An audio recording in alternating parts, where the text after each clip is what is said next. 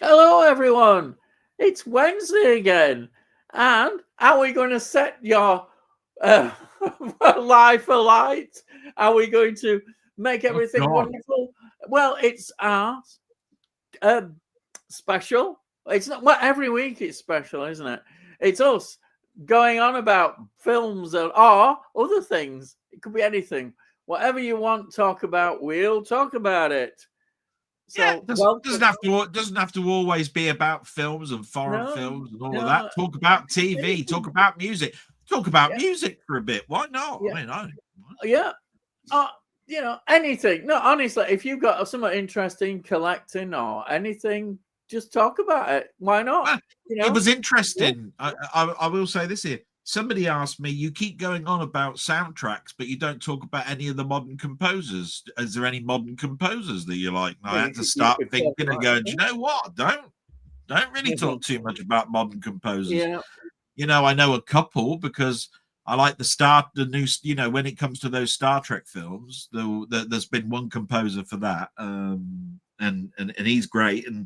But it's like anything, the TV themes. Just think of all them TV themes in the 80s that we all started humming. I mean, I can't even hum half the themes now for any TV stuff. Yeah. It's Yeah. what's that? I have no idea. It's not exactly like Knight Rider or the theme tune to Faulty Towers or Only Fools and Horses or anything like that, is it? I So mean, you're saying then that they don't make theme tunes anymore like they used to, basically. There's well, nothing I mean, I new. do. Yeah. I must admit, I admit, right? I'm an old git, right? Yeah. Right. And Well, be proud of being okay. I was brought up with all the classic composers, Ennio Morricone, Lalo Schifrin, and all of those sort of things because my dad, right? And as I've progressed through films, I've the new ones like Hans Zimmer. They were new. My dad would never have Yeah. heard of Hans Zimmer. You Yeah. know what I mean? He weren't around in the 60s, was he? Yeah. Right?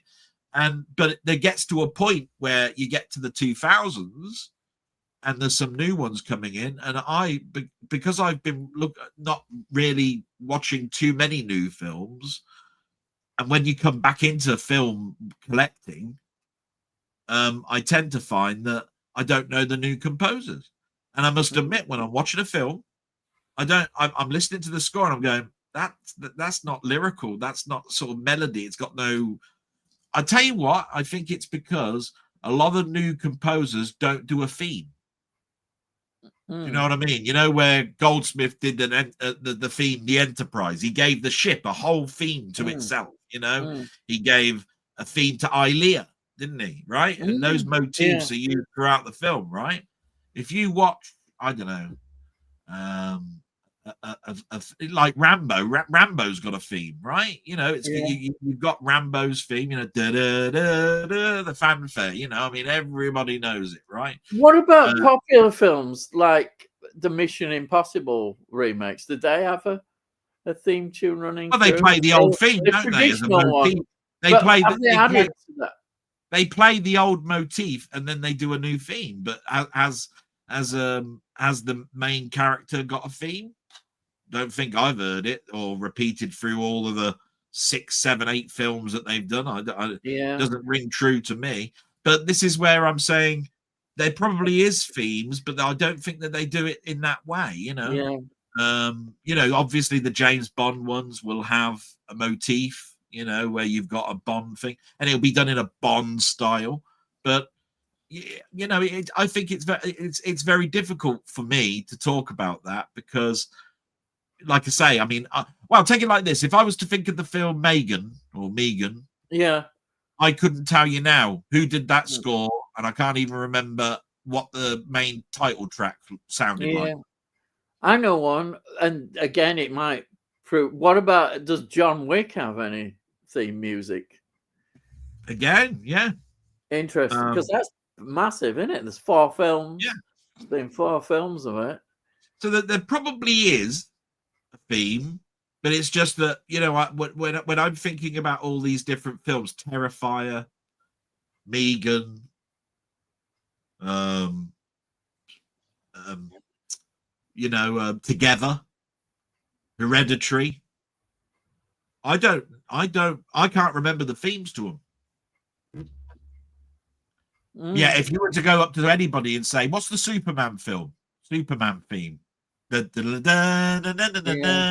Everybody knows it, right? So why is there a big gap between that and now? You see what I mean? I can't answer the question. Yeah. I mean, when the Star Trek, I was when Rocket Bunny asked me that question, I had to think to myself, do you know what? Spider-Verse, yeah. And then I was thinking the Star Trek one, yeah, and that has a motif in it that's used in the other two films, right? So that's definitely got one. But yeah, I mean, gone are the days. I think of that. I maybe I should buy more scores. Yeah. Start listening to them. You know what I mean? And just one more question I'll put out to everybody, which we were discussing before was about physical media. Is it the golden age, as some people have been saying, or is that just really not true about the availability of physical media and the access to it? And has it become too much a collector's market? Is everything aimed at these special editions and boutique labels, when some people just want the film, and so that's a discussion in itself. So a big rambling on. So let's get on with what I normally ask every week. There was that other question that people could deliberate as well, just before I go, and that was about Shout Factory. Oh yes, you can a boutique label that I've bought a couple of films from, but I know there's a lot of people out there that buy all that sort of stuff. Arrow, Shout Factory, everything, right? Going bust. Yeah. And merging with another company called Grove, which I've never ordered from. It is an American company. But again, is this a sign of oversaturation? Yeah. Because the one thing I will say about this is, it seems that when one boutique label brings out RoboCop, another boutique label brings it out a year later on another label. Yeah. And then another year later, and they bring out another version of it with a different. And then anniversaries pop up. Anniversary editions. It seems that everything's saturated. I mean, apparently the Keep came out about a year or 2 years ago. Then suddenly Imprint have brought out this big deluxe one, and that's the same version, really, but it's basically got some extras that make it unique for that. And how many times are we buying it because it's on another label with a different cover and it's actually the same film, really. I don't think they've actually gone back to the negative and redone it or anything like that. Yeah. But there's an interesting discussion for you. But yeah, what have I been watching? Well, it's Guy Fawkes night, isn't it? Now, I watched V for Vendetta yesterday. I thought, I've got to go on with Ian, that stupid git from with a great big white beard who looks like Santa, and I've got to come up with some film about what I've been watching. And tomorrow's Guy Fawkes night, so I'll watch V for Vendetta. But I must admit, I only watched it about 5 months ago. I've not changed my mind. It's a lot of style. It's quite political. I read the comic book, and I'm quite impressed. So I know the story pretty well. And the film didn't really do too much for me. Yeah, I agree with you. Totally agree with you. You know what I mean? And then of course there's the stuff that's always on TV. So yesterday on ITV they had Pale Rider on, which I've got on 4K. I mean, I bought it not long ago on Pale Rider. I love Pale Rider. I think it's a pretty good film, I don't think you could ever class Clint Eastwood as a preacher. I think that's a bit of a long stretch. And this bloke comes in and he says, yeah, I'm a preacher. Yeah, you do not look like a typical preacher. I'm afraid. Yeah. You know what I mean? You look like a gunslinger. You do not look like you do not look like a preacher. But saying that, it's an entertaining film. I do like westerns. Yeah. And it rolls in with a film that I bought this week, but I watched a really, really good spaghetti western called The Great Silence with Klaus Kinski. Oh, yes. Yeah, I like that one. That's an incredible film. Yeah. I watched that. I loved it so much, I ordered it today. Yeah, exactly. It's on Eureka. It's on a Eureka label. Yeah. So that's arriving tomorrow. ITV, like I say, they're showing their stuff. I watched Terminator 2. How many times have I seen Terminator 2? Do I need to watch Terminator 2 again? Well, why not? But I'm turning over the channels and I'm going like this. Shit. Oh, Terminator 2. All right, okay. Right, and I do this, and that's why Jaws comes on so much. You know what I mean? It's like, well, Jaws again. Right, right, I watch Jaws. There's nothing wrong in that because those are all great films. It's just that how many times am I going to watch? Just because I'm too lazy to get my ass off the seat and put a disc in. But do remember I have to look after my mum, and it's usually about 9 o'clock at night, and so I'm sitting down and I'm going, have I got time to watch a film? I've probably got an hour and a half. I don't know of any films that are really, too short. I'll see what's on ITV, and bound sure that I'll turn over and ITV2 or ITV4 will have a film on, and I'll watch that. They've always got Waterworld on, or Terminator 2 on, or Rambo on, or Jaws on, or Close Encounters of the Third Kind on, or something, right? And I'll be going, oh, well, they're sort of like cozy films for me to watch. So I'll go, yeah, I'll watch that. You know what I mean?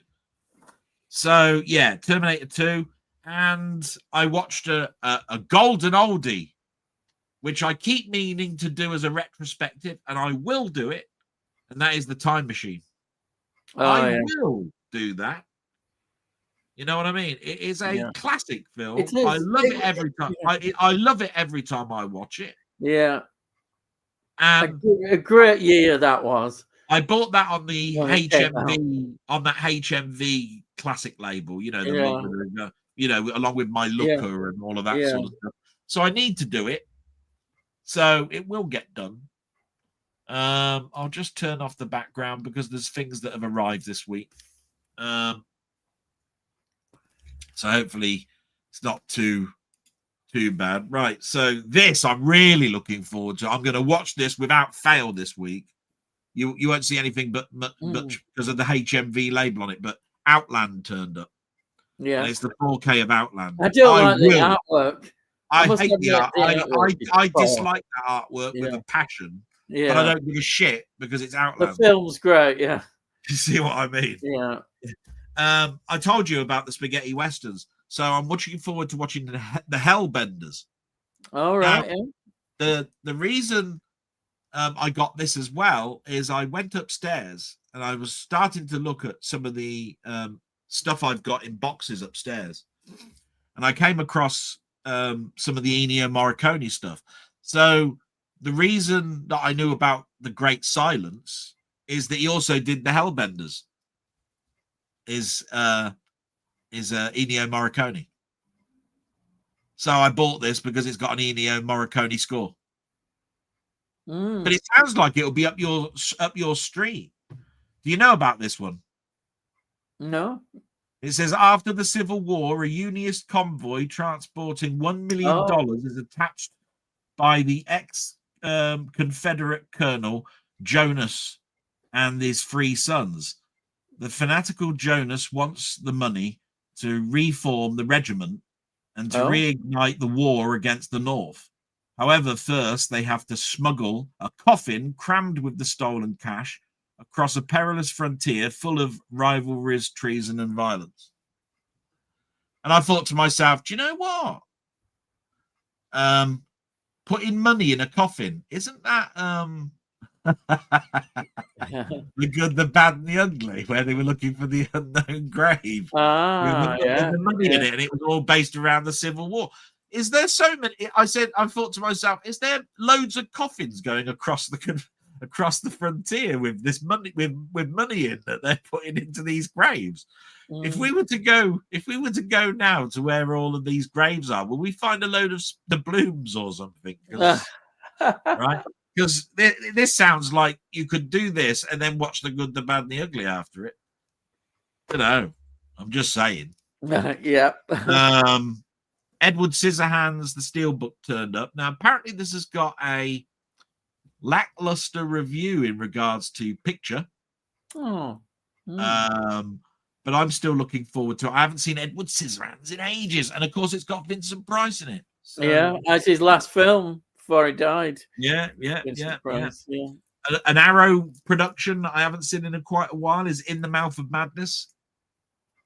Bloody great big box. Yeah, good. That's a big one. Yeah.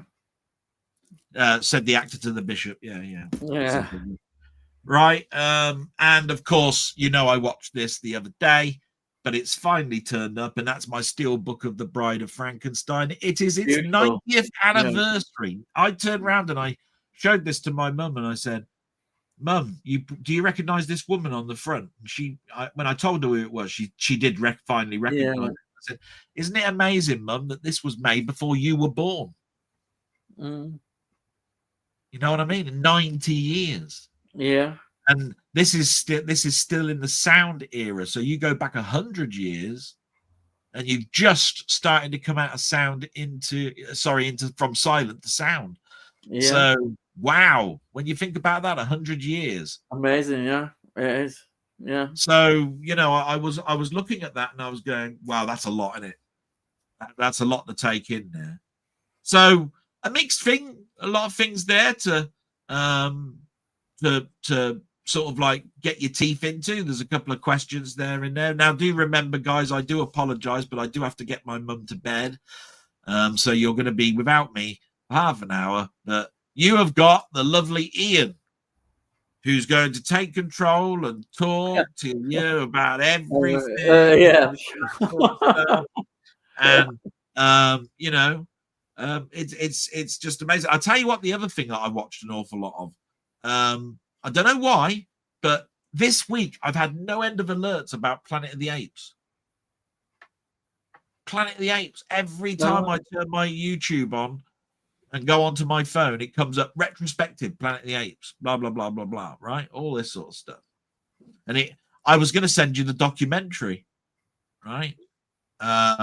Because it was absolutely brilliant. I did not know this, and this isn't to get Jerry Goldsmith out the way, right? But apparently, Jerry Goldsmith, when he scored the film for it to be recorded, he had a gorilla mask on. Oh. He wanted to get into it. So he put a gorilla mask on and conducted the orchestra. I can imagine that. Yeah. Great composer like Jerry Goldsmith wearing a gorilla mask to score the Planet of the Apes. And okay, yeah, it was a cheap way of me getting the Jerry Goldsmith bit out. Yeah, but you've got it in. But that is true. You go look it up. Yeah. You'll find it out. There's a picture of him with a gorilla mask scoring it. Yeah. So I'm really interested in knowing what you watched, and hopefully I can listen to a lot of it before I have to go back in a bit. Yeah. Okay. So it was Halloween, wasn't it? And I thought, hang on, just before you go, are you going to do Tony's Corner first, or are you going to do Muckman Corner first? No, not yet. But I want to talk about what I did as a project. That's all right. You carry on. Yeah. It was Halloween, so I thought, why not? Everybody always says, watch Halloween, the film, and maybe the second one, but then, even the third. But then they don't talk about watching the whole films together, and also the 2018 trilogy. So I thought, you know what? I'm going to watch the lot of all the Halloween films. So I started with, of course, Halloween. You can tell I had a bit of money when I bought these. These were Shout Factory ones. So I got that one, Halloween. And this one, of course, really, it's part 2 of the first one. Or you could stick them all together. They just follow on directly straight away. Yeah. And then this one, which I remember going to cinema to see this one, this one, and I thought, wow, but people were moaning, people were moaning about this, and now it's rated a lot higher. But I That's an thought this interest. was fantastic. That's an interesting cover. That's not the Yeah, video cover. That's not the yeah. video cover that I remember being in Blockbusters when we used to rent No, videos. this is a new artwork, I think, for it. Mm. But I think it's a great film. As soon as I saw it, I thought, why were people going mad about That it? would look incredible glow in the dark with all those white bits. See Yeah. the skull, if you made that glow in the dark, and the trick or treat bag in front, that with that made that. Everything about this film is so clever and great. I just absolutely think it's great. And then, of course, after that, I went back to. He came back. The fans demanded it. The good thing about this, which I love Donald Pleasance. So Donald Pleasance is back in this one. And then number 5, Donald Pleasance, still in it, still enjoying it. The quality is perhaps going down a bit, but I think it's still enjoyable. What was Donald Pleasance's last film? Well, his last appearance could well have been what I'm going to say in this, which is in Halloween Resurrection. That's his last appearance. Okay. And he's not. You can tell he doesn't look very well at all. And the film is dedicated. I think they dedicate the film. Right. So that must be it. He died. Yeah. I think he died not long after he'd made this. I mean, you can tell. But, he obviously was determined to do this film. But I don't think he was very well at all in the film. So that's his last appearance. Now, at these later films, I think that Resurrection one it's really good, I think. Sorry, not Resurrection. I've got it wrong. Sorry, I've told you wrong. It's this one. It's The Curse of Michael Myers. Resurrection's another film that I wanted to say how bad it was. But H2O, Halloween 20, H2O. Halloween 20, I think, is a great story. I always liked that one. It was a good new take, I think, on it with Jamie Lee Curtis her character, Laurie Strode, trying to live a life away from all this, trying to start a new life. And I thought I think it's very enjoyable, that one. But then we've got Halloween Resurrection. And Halloween Resurrection is, I think, the worst. It really is not very good. I thought, it might be better. I do remember it, and I thought, I'll try it again. It just doesn't work. It's this where they try and make this reality TV program where people are staying in this house, Michael Myers' house, where it all happened for a thing. It just feels contrived, tired, not very good. Yeah. So that one. But then, of course, they came back, didn't they? In 2018, we had a new trilogy. So we had this one, which was, of course, Halloween.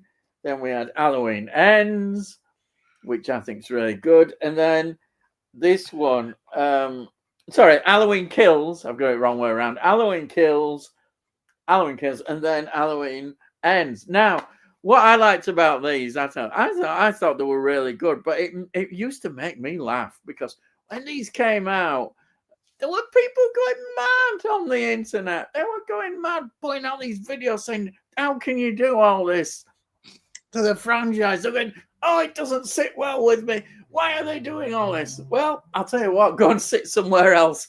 These are good films. These are really good films. I really enjoy them. Obviously, they're not as good in terms of, I don't think they'll never quite beat those earlier ones. But they're good. You take them as what they are. I think it was because of the character Corey.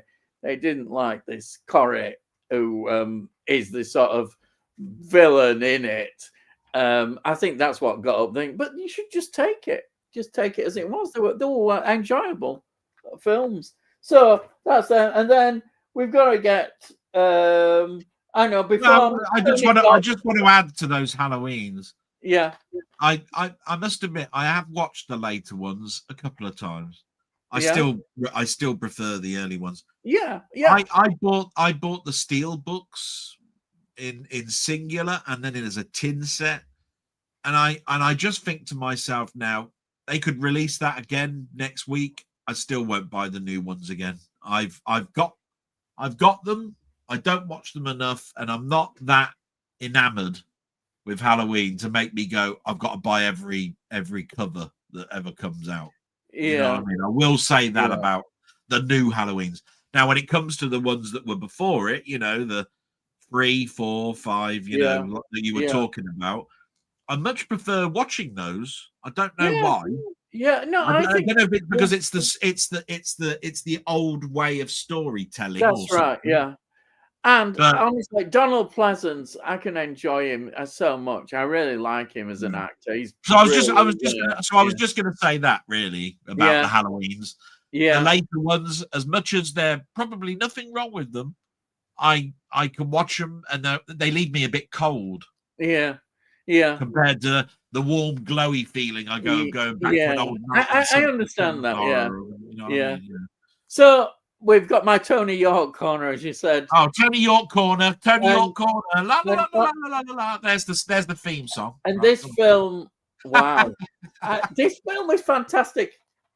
It's Centurion, Neil Marshall film, the one who directed The Descent. I think he's really well known for that.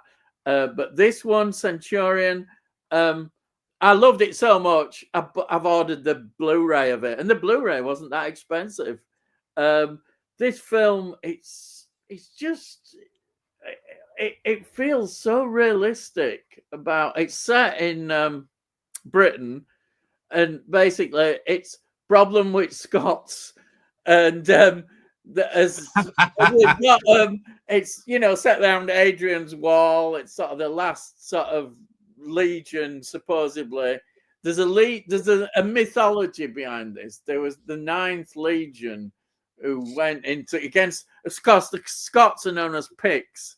They were the Picts, and the legend around it, which is supposedly based on some truth, is they marched into Scotland and never came back and disappeared. They totally disappeared, and everybody wants to know what happened to them. Well, this film kind of goes into that sort of mythology, and it's brilliantly done. Neil Marshall seems to really grasp about, I think, what it would have been like as being a Roman centurion. I think he grasps it really well. It feels so realistic. Though, as he said, I think there's some good extras on here. Some of it they've just had to sort of just imagine how it would be, even with historians helping out. But I think he does a really good take on this. It stars Michael Fassbender in this. He's great as always. There's people like Ray Winston in it. There's a great cast, and the female characters are always interesting as well in this. Absolutely brilliant. It just feels so real. And the Picts, they're given their own sort of language. Apparently, in the extras, they decided to give the Gaelic. They're not 100% sure whether they would have spoken Gaelic. They had their own language, but they're in this film. They thought, we'll give them the Gaelic, but they're good because you get a look at what Picts were like. What their beliefs and how they saw things. Which I think is fantastic. So Neil Marshall just created something that I just absolutely Yeah. think is great. Highly recommended. I'm sure Tony York has probably got the Blu-ray as well, but I've ordered it and it was cheap. The Blu-ray was, I think, is it about £3 or £4? I've got it for. So I'm really pleased. It's a great discovery. And Neil Marshall, I mean, what can I say? He's a really good director. And The Descent is a wonderful film. The Descent. Anybody who hasn't seen The Descent? Wow, that's a really good horror film. But this, highly recommended. And then finally, you can hang on, because I've got to go in a minute. But okay. the only thing I've got to say about that is I'm just wondering whether Tony York, right, whether he wimped, he sent that second class post or first class post, right, being it's such a cheap film, right? So just putting it out there, I think he cheaped out because he's a right little cheapskate, the little bastard, right? He probably sent that second class post, probably paid something like 60 pence or something, right, to send that to you because he's a right cheapskate, little shit. And with that, right, that little rant, I must go and just attend to my mum, and I'll be back. I'm just going to talk about you and this film, but off you go then. Anyhow, oh no, go on. I'll stay for this. Go on. A film that you sent me a download, and it was of the film A Simple Twist of Fate. Oh now, yeah, there isn't a Blu-ray on it, no, so I've had to get this. I got this, and again. This hardly cost anything. I think this was about £3, the DVD of it. And well, I love the film, as you know. I've just absolutely thought this film was fantastic. In my opinion, it's one of Steve Martin's best films that I've seen. I've not seen all of his films at all. I'm probably loads missing, but it's close. It's close to the. I mean, to Roxanne as quality he goes. Yeah. When you consider his career and you go Roxanne, and from then onwards he started. There was this steady. Oh my god! And he wrote, I think, part of the screenplay for that, but then he goes into the parenthood stuff, and this is where I go, I'm not really that enamored with the Pink Panther and all of that, Sergeant Bilko, and that was, to me, was up until he did Bowfinger, was probably, which was a return to form for me. That was the last film that I go back to in regards to that's the Steve Martin that I know. Do you know what I mean? It really is a good film. It is. I don't want people to be to watch it and think it's outstanding, but it's just because it is a sentimental film, but it's got comedy moments in it. It really has got a story. The story is really good, actually. The story raises quite interesting questions as well. To me, it has a depth to it as well as an emotion. The thing that stood out for me was the score. I mean, I went to the pictures to see this, and I sort of like took a big gulp when I saw it said based on the book Silas Marnie. I went, oh shit, Christ! I didn't like that book when I was studying it at school. Oh, what I'm going to like about this, but I saw then what they meant by that. It's in essence, Silas. It's not really Silas Marnie. If you ever read Silas Marnie, you'll know it's not like that really at all. But you go on an emotional journey with this, and each time this emotional section was coming in, Cliff Idleman would bring out this killer motif, and I just thought, wow, this is great. Even the hot air balloon scene is gorgeous. Do you know what I mean? It's like watching Willy Wonka. Well, each time you think you couldn't get any better musically, something else came along and you went, oh, Christ, I'm humming that now. You know what I mean? And there's a lot of choral in it, a lot of sort of like, not chanting, I'm talking about humming and choral bits in it.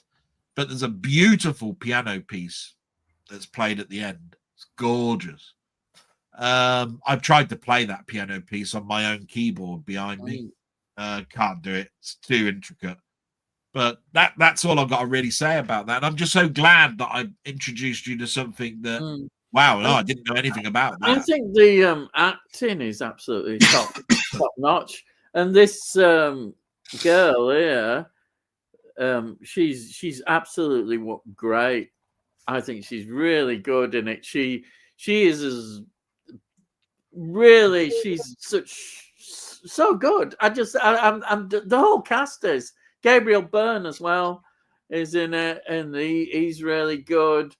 It just works at so many levels. The film, yeah, some people might say it's a bit sentimental and emotional, Yeah, but no I wrong know. in I that. know people will It's say got heart. It's got a lot of heart, and if it's a film's got a heart, and it's not, to me, it isn't. And It I don't want to give it. I don't want to give it away. But the other thing that I really liked, just as I was leaving the cinema, there's a final panning shot. Right, I'm not going to ruin it because if you, all I'm going to say, there's a panning shot, and you go, oh right, yeah, and then you leave, right, and it's that just sums it up. That panning shot at the end, and that's all I'm going to say about it. yeah. But And yeah, I like the court case as well. I must go to my mum Yeah. now. So Yeah, there's a court case in it, which I think is over custody of the child, and I think oh that yeah, is yeah. really well done. It puts forward a lot of interesting ideas, but it's never, you never feel that it's unnecessary or anything like that. Everything just, the script is obviously being put together really well. You know, when Barry Fits Norman together. reviewed that film, I'll never forget the clip they showed, because they showed the clip of Steve Martin and the girl playing that Little White Dove Indian song, you know, Oh right, yeah, right? yeah, And I hadn't heard that song, and I went back home and I said, "But what's this Little White Dove?" And it says, yeah, "Oh, they played that, did they?" It's an old '60s song, apparently. I can't quite yeah, remember what it's called.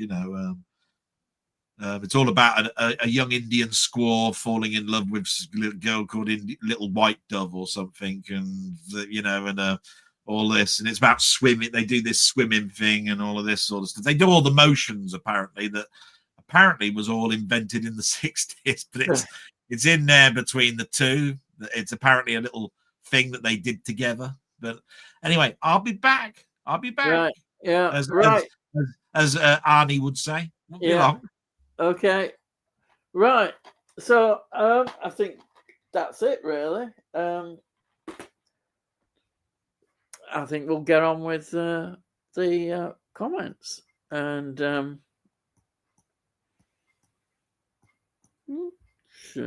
here.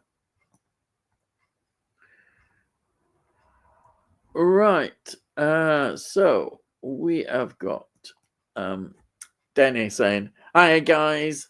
Hello, Denny. Welcome to our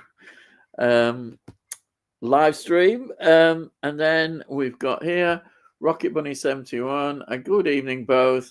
Hi, chat. And then we have got Tony York saying, "Good evening, Ian and Del and chat." And then we've got Sandra saying, "Hello, Ian and Delboy." Hello, Sandra. Welcome. And Tony saying, "Hi, Rocket." And then we've got Cy in. "Hello, Cy. Hi, guys," he's saying. And then Cy saying, "Hi, Tony." I Cy, Tony says. And then Rocket Bunny says, "Hey, Cy." And then Cy says, "Hi, Rocket Bunny." And then we've got Denny saying, "Denny, as we mentioned, the new Avengers re-release on James' stream. Have you noticed Amazon have the 4K and Blu-ray at the same price of $99.99? Pretty sure it must be a mistake. I wonder if they would honor the price if I ordered now." Well, they should. I would try it. And if they don't, then you don't have to get it. But surely they would have noticed that. Other people must have noticed it. I mean, that is, well, what can you say? That is an absolute bargain. I mean, wow, that is I don't know. I would have a go, because surely they have to honor it. I suppose they have in the past turned around and not honored orders. But I mean, you're still paying £100, aren't you, for it? You know, I know it's a massive saving, but still worth trying. Worth trying. And of course, if they don't honour it, then you have to pay the full. You say, oh, I don't want it. You don't have to buy it. Right. And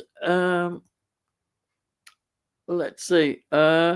We've got Sai saying, I've just watched Excalibur for the first time since the late 80s. I forgot how good it was. Crikey, yeah, I've not seen Excalibur for years. And actually, I think I may have a copy somewhere as well. As I remember, I loved it. I saw it at,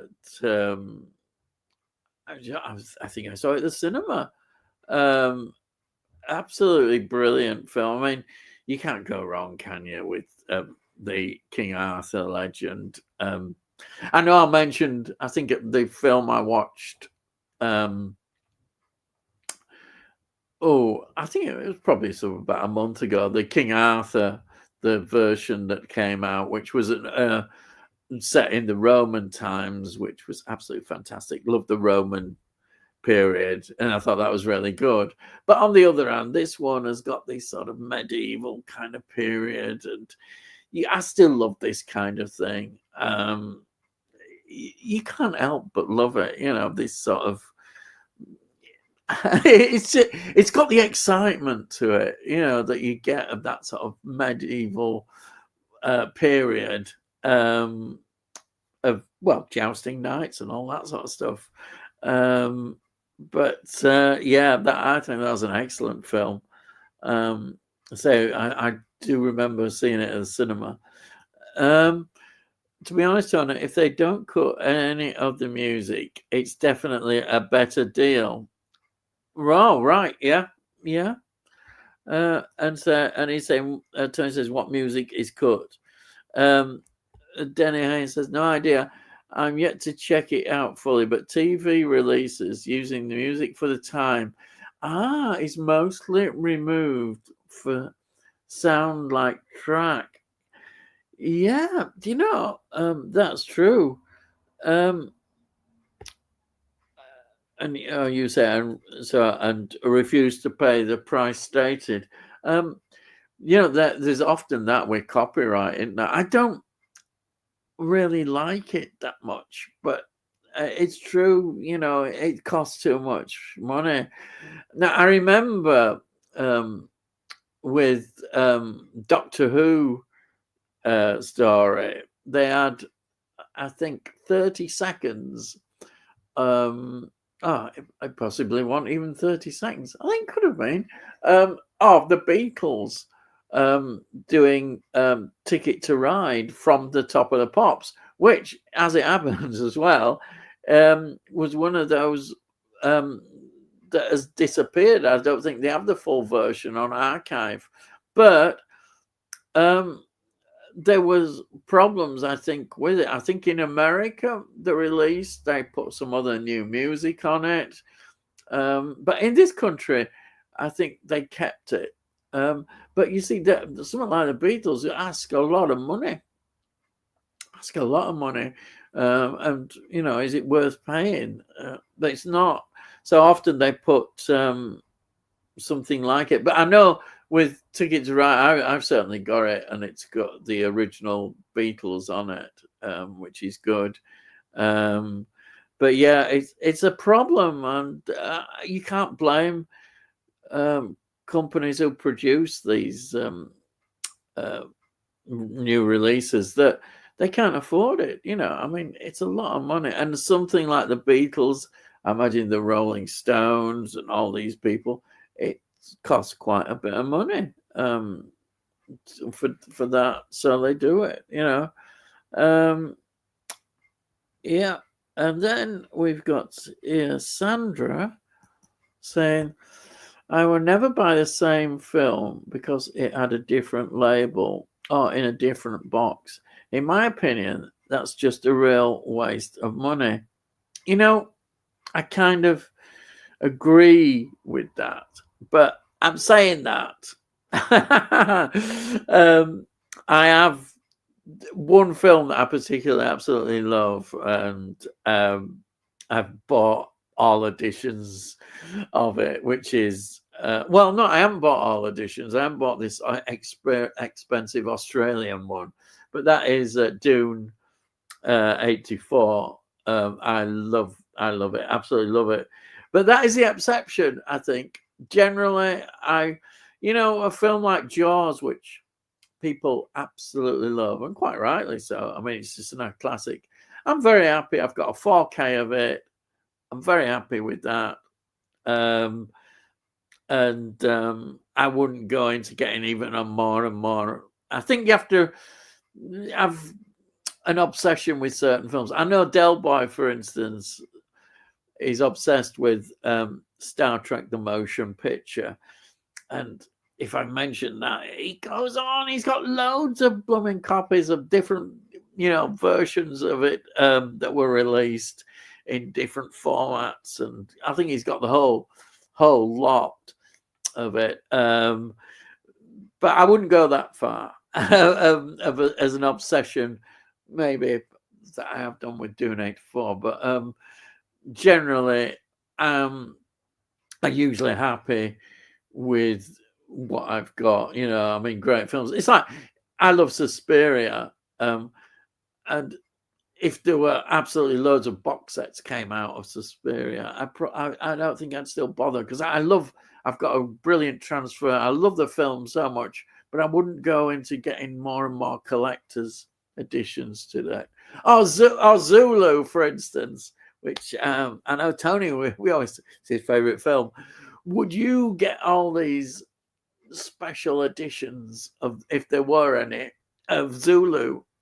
It's not likely to happen, is it? Because we're not even getting a 4K yet. Well, it'll come, hopefully. But I don't know. I think sometimes if you do have a film that you're really, really mad about, then you might do that. But generally, I tend to be of that. I'm normally happy with what I get. And also, when you're on a budget, which I am, I can't afford all these. I honestly cannot afford paying a lot of money for special editions of this and that. And have you noticed some of them? What do you get in them? You get a few postcards, which is nice, but why don't they put lobby cards in? I say this every week, lobby cards. And what's good of stickers? What are you going to do with stickers? They're not much good. Yeah, a book or a booklet, that's great. I think they're good. But a proper booklet with actual good words, not just a load of picture kind of booklet put together, which again you do get. So it's nice to have somewhat meatier with these things. But to be honest, I do think a lot of waste of money. But if people enjoy it and want to spend the money on that, then that's fine. But even if I've got the money, I don't think I would really. I mean, these editions, you've got to have a cut-off point. I mean, how many editions of special editions of Jaws do people want? But if people love it, they will. If it's an obsession, as says Delboy does it with Star Trek: The Motion Picture, that's fine. But I understand that. I mean, to doing it for a lot of films. I mean, you see these massive box sets, absolute massive things, and there's some that have this like little crystal thing in it, which made look nice, but is it really worth it? I mean, like Blade Runner. I love Blade Runner. Who doesn't love Blade Runner? Well, no, some people don't, but I love Blade Runner. Would I pay all that money for? There's loads of special editions of Blade Runner. It's always coming out with them, but no, I'm quite happy with I've got a DVD which has got all the different versions of Blade Runner, and that is as far as I would go. I'm quite happy with just a standard edition of Blade Runner. I've got it in 4K, yeah. In fact, it's probably one of the first 4Ks I ever bought. But that's it, you know. But I do understand that. But I get that. You know, I mean, how many special editions do you want of these films? Yeah, some people, you look at the collections, and they have just got stacks and stacks. It's not just on one film. You know, it's a lot of films, and I personally just haven't got the money. And even if I have the money, which I will have someday, um, I don't think I would be that obsessive. You know, I'd rather have been looking, and there's so many exciting new films you want to explore. And well, for me, I think a lot of older films I want to go back to. That they're the ones I'd rather have just a good, say, Blu-ray copy of a film that I really want and enjoy, and old ones, particularly a lot of older ones. When I say classic films, I know people say I'm going to 1980s. For me, classic films are going right back. You know, and they're right back from 30s, 40s, 50s, 60s, particularly. I love 60s, 70s. Even. They're the era that I would love to get more films released, older films. It's just great to see them. You know, I love it when a label like Indicator release a lot of older films or more older titles, perhaps that people don't know of, and in all genres as well. You know, it's great to see old westerns. It's great to see gangster films, crime films, dramas, historical stuff, you know, loads more epics. I would love to see more epics released, historical films. There's some great films. Plug. I'm going to be doing a series. I've entered near the end of the war films. So the next series I'm doing is historical films. So I'm looking forward to that because I'm going to discover more historical films that I will put on and hopefully can explore, because history is so important to me. I'm loving seeing epic dramas. And I want to get to know more world cinema, you know, all kinds of world cinema films from the French. God, I even thought about just diving into French films, you know, you could do that, but just generally loads of films.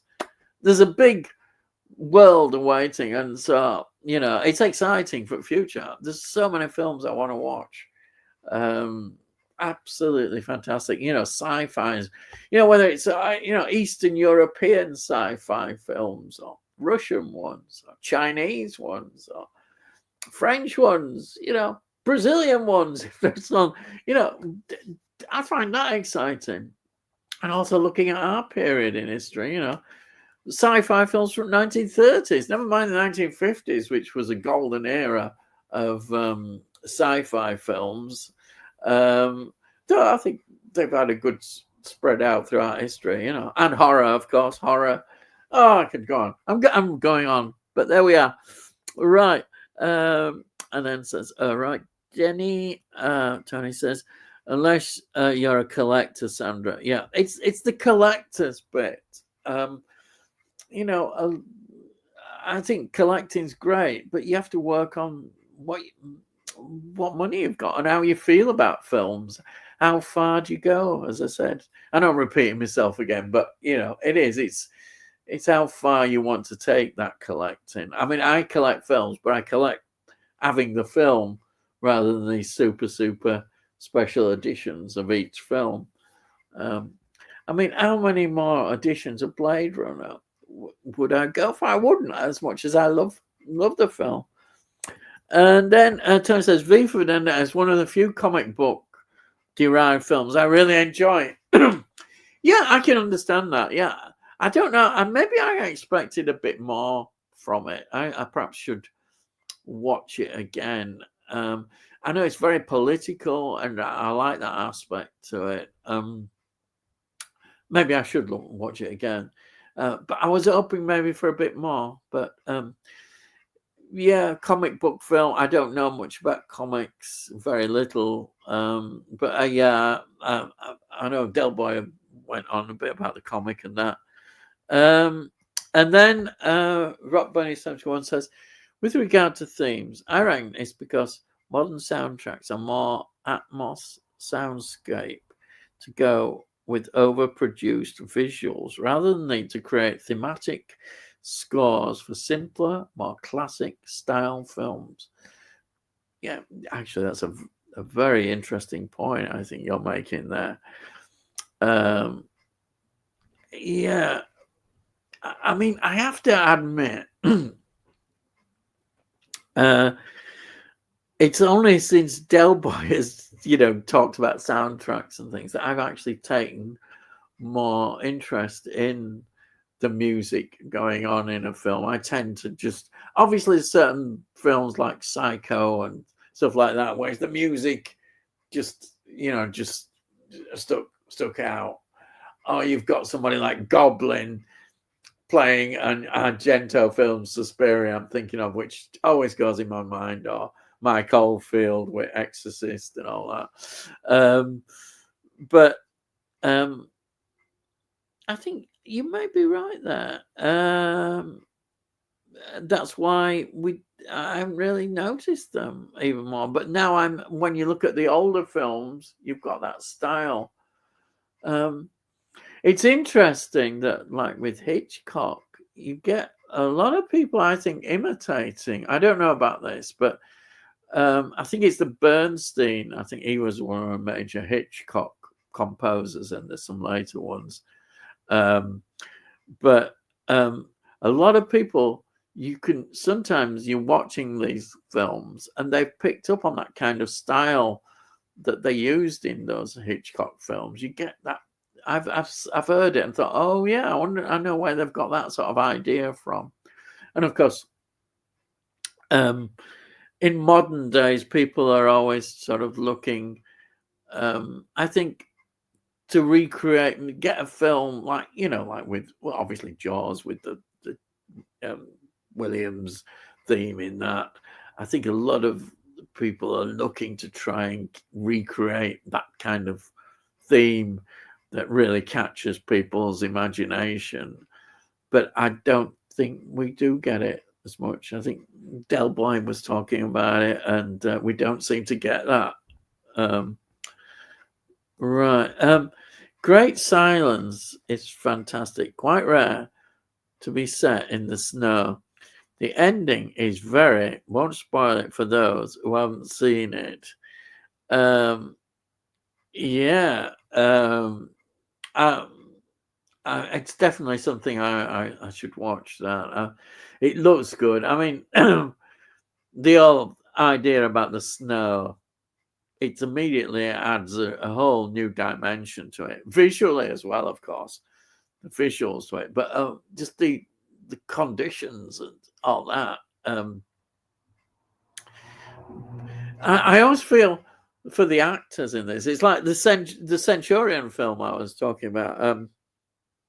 In that film, they had to do the filming when it was absolutely freezing because we got snow scenes and that, and people going into the water. Could you imagine going into the water when it's absolutely freezing? God, I'd be dead. I won't be able to do that. But some of these actors really go through a lot because they're not all using body doubles or stuntmen. They do these things themselves. So, that's quite a thing to go in and do that. Amazing. But The Great Silence looks really a very interesting film. I like the idea behind that, definitely. Yeah. The Time Machine needs a 4K release. Yeah, it might get one, but again, there may be problems. The Time Machine is such a great film. I'm always so pleased because it came out the year I was born, so I can mention The Time Machine. And it's just such a great film. Absolutely brilliant. And then Wow Sight, Excalibur Rocks. I had it on Blu-ray a while. It's on the list to upgrade to 4K. So looking forward to seeing that again. Yeah, I think it's one that I might get down the line. I think, yeah. I think it's something I'll put in the future. I would definitely love a good copy of that. These are the sort of things I will get in the future. It's just being patient and waiting. But yeah, I definitely would go for that. I like the medieval knight things. I love all that stuff. Even if it's not historically accurate, it doesn't matter. I don't buy into all that people moaning about it not being historically accurate. Doesn't matter. Tony says, I haven't progressed from DVD for Time Machine. Oh, right. Dell talking about watching Terminator 2 for the umpteenth time. I watched The Sting yesterday for God knows how many times. Yeah, I know you're obsessed with it. You'll love it as well. Yeah, I know The Sting. What can we say about that film? Yeah. Fantastic. What a great film. And Terminator 2, I'm going to say, yeah, I love Terminator 2, but I still, just in my opinion, I think the first one's the best. I know a lot of people right. I just absolutely love the first film, the whole setup and everything in that.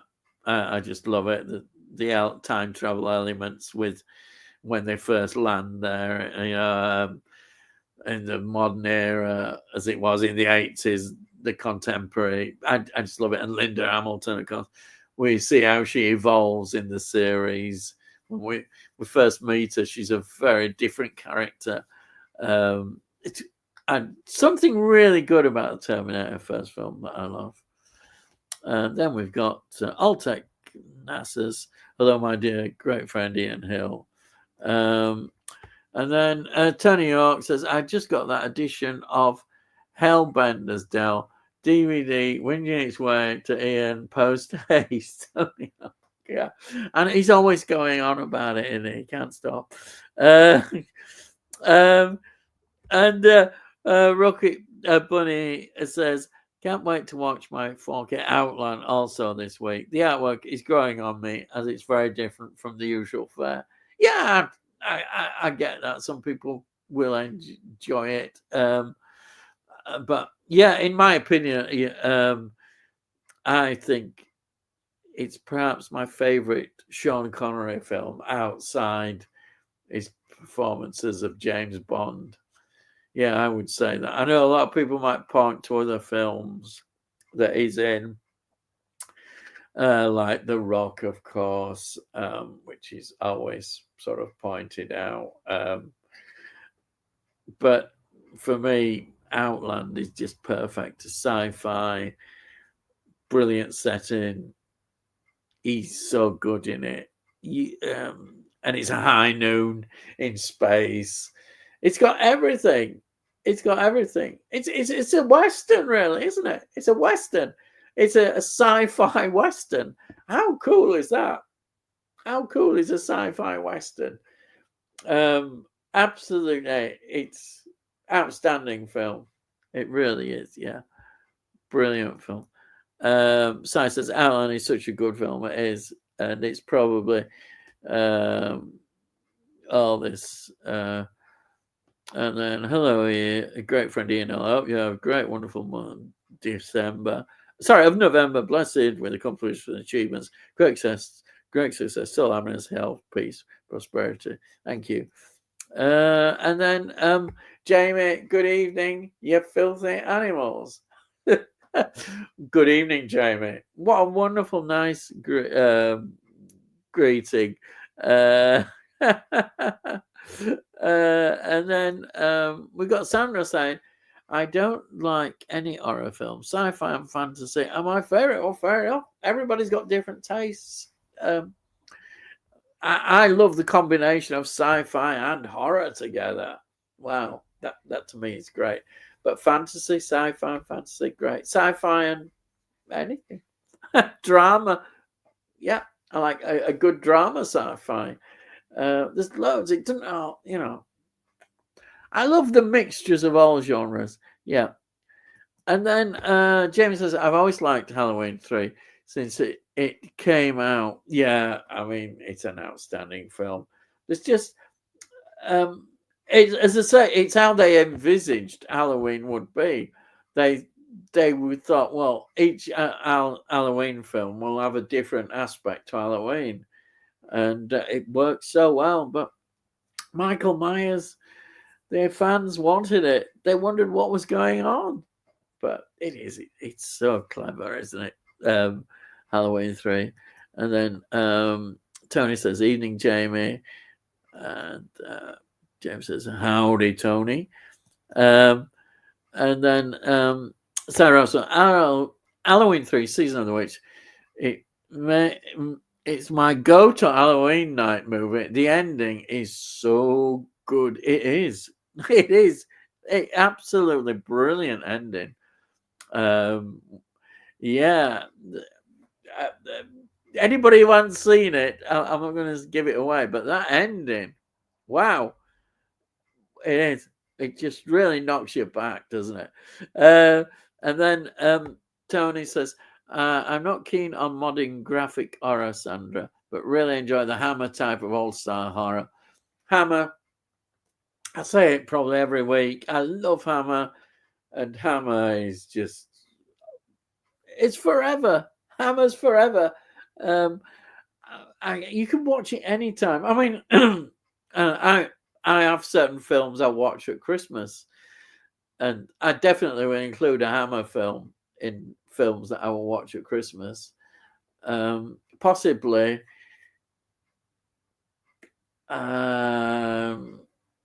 Taste the Blood of Dracula. I possibly wouldn't watch that one because I think I was mad about that one. But Plague of the Zombies, I think that's a good zombie movie. I think I'd really like to watch that as well. And The Witches. So yeah, I've been thinking about what I'm going to watch at Christmas, and there's all sorts of different films I want to watch, but my usual ones, I've always got a certain lot of usual ones, but I want to mix them up a bit this year. Yeah, even that this one that Delboy sent, A Simple Twist of Fate, that could be a Christmas film as well. You could watch that, but there's so many that I want to do, which I will do. It's sort of, for me, it's now a tradition, and it makes me think. I always watch one, like I'll think of what my wife used to like, which her favorite one she absolutely loved was Santa Claus the movie. So I always will watch that. And Chitty Chitty Bang Bang, like me, she absolutely loved that. So they're musts. And then the others are just ones that I do love. You know, the first Home Alone, I just think is fantastic. And you can just go on, and there's so many at the time I just want to watch. It's because there's never not much to watch on TV anyhow nowadays. I don't watch live TV much. So on Christmas Day, I don't think there'll probably be much to watch on live TV. Just stuff that I don't not heard of. So it'll just all be films. I think, I'm sat there on my own, having a good time watching these films. Brilliant. And then Si says, hey, McMahon and Denny, Arrow rumored to releasing Halloween 1 to 5 in a box set. Really? That would be interesting. I bet you that'll sell out really quick as well.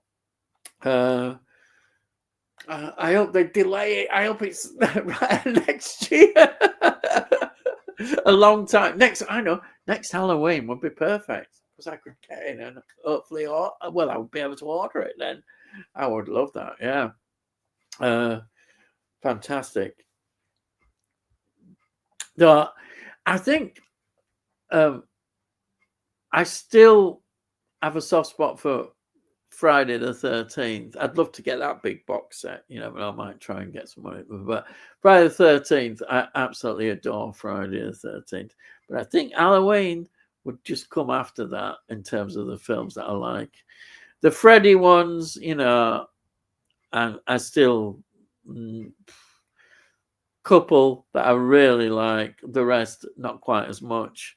So I would never, but I'm quite happy with Blu-ray box set. I've got that, which is the old one.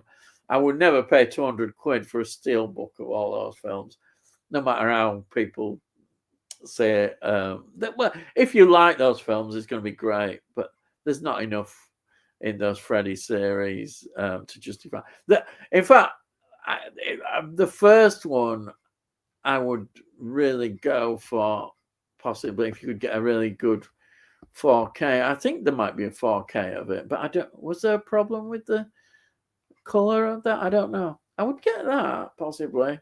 That would be the only one, the original first one. Anyhow, Rocket Burn says, I'm not a huge horror fan myself of either, to be honest. Although, like Tony, I do like a good old Hammer film. Who doesn't? It's a crime not to like Hammer. It is. Ian Delboy, I watched War Games last night. I forgot how good it is. Have you watched it recently? No, I haven't watched it recently, but going back, oh God, years ago, it was absolutely amazing. It's so good. It is. It's absolutely fantastic. What can I say about it? Hasn't it had another release? I'm sure I saw somebody showing it of quite a recent release of that.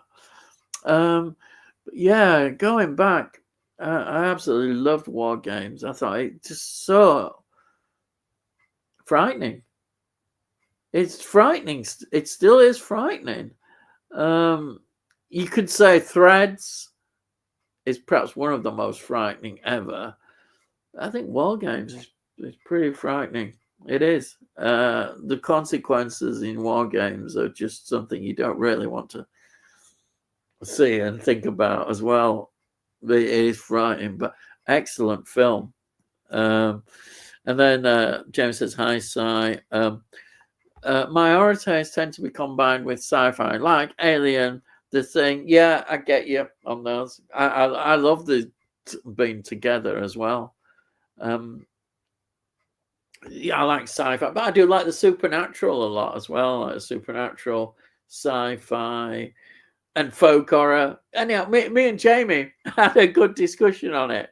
We had a really good discussion, and we picked our favorite horror films. Yeah, it's very, very good. It's all good. It's all good. And then who's chipping in with all the silly questions tonight? Aha, the silly questions. And then Ian, are you rich? How do you afford food and eating after buying all those DVDs? Oh, I don't. I live on. I live on toast. That's it. That's me. Yeah, actually, I do have to.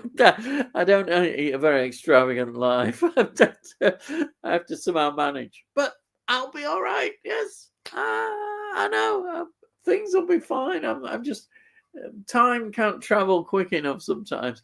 Knowing my luck, the day before I'll probably drop dead. You know. Oh dear, I'm gone. That's it then. But. It'll come. I'm a patient man. You've got to be, otherwise, what else is there? Yeah, yeah. And then I'll tell you, I definitely would love loads of I'd treat myself something I don't have, which would be nice takeaway as well. Oh yeah, some nice takeaways, and of course my favourite, which is such a rare time I have it, is fish and chips. Proper fish and chips. That would be my heaven, I think. Yeah. And then the Halloween film in which Busta Rhymes has a fist fight with Michael Myers is the equivalent of Fonzie jumping the shark. Yes, actually. I think I like it. I think that's true. They do get rather silly, don't they? They do. Halloween Resurrection was it made Friday the third, Jason X10 look like a masterpiece. It made, and Jason X is pretty awful.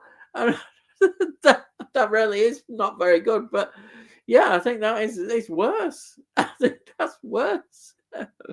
And then Tony says, "You enjoy noir, Jamie? Have you seen Indicator releasing 6 British noir soon in a set? Oh, that would be right up your street, yeah, Tony." Si says, "Muckman, I should have kept my mouth shut last week, but I just bit with the questions." Yes. And then Rock Bunny says, he's Sandra. I think he lives in a small shed, as we only ever see him in that small room. No, it's true. Yeah. And then, yeah, I have all the Indicator Noir box sets, Tony. Well, I knew you would, Jamie. Yeah, they look good, absolutely. And turns out I haven't any, just a couple of individual releases, but I'm tempted by these British ones. Only seen a couple before. Well, it sounds well worth getting. I'll watch Noir after I've done the Leeds International Film Festival.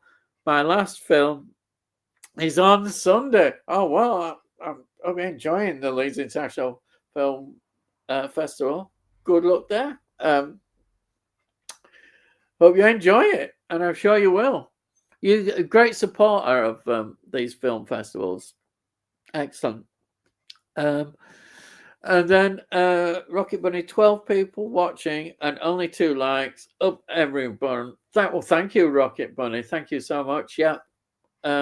Please give a like. That'd be someone. That'd be fantastic. And then that's quite brutal, Ian Centurion. Will you be sending down the DVD?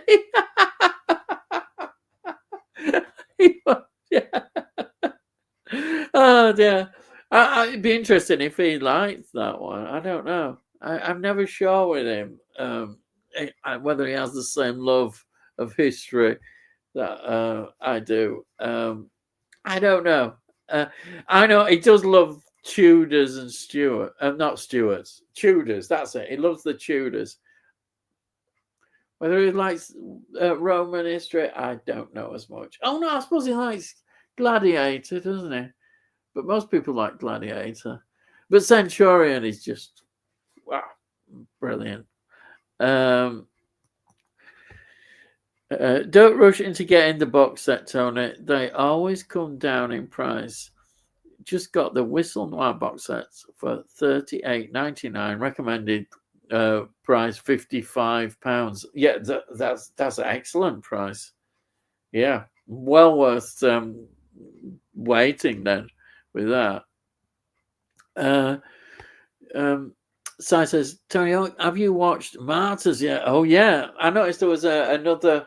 There's been a special release, hasn't there, of Martyrs come out in a big sort of collector's box set.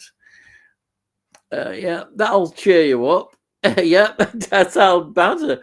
And then isn't Centurion by Neil Marshall? It is indeed, definitely.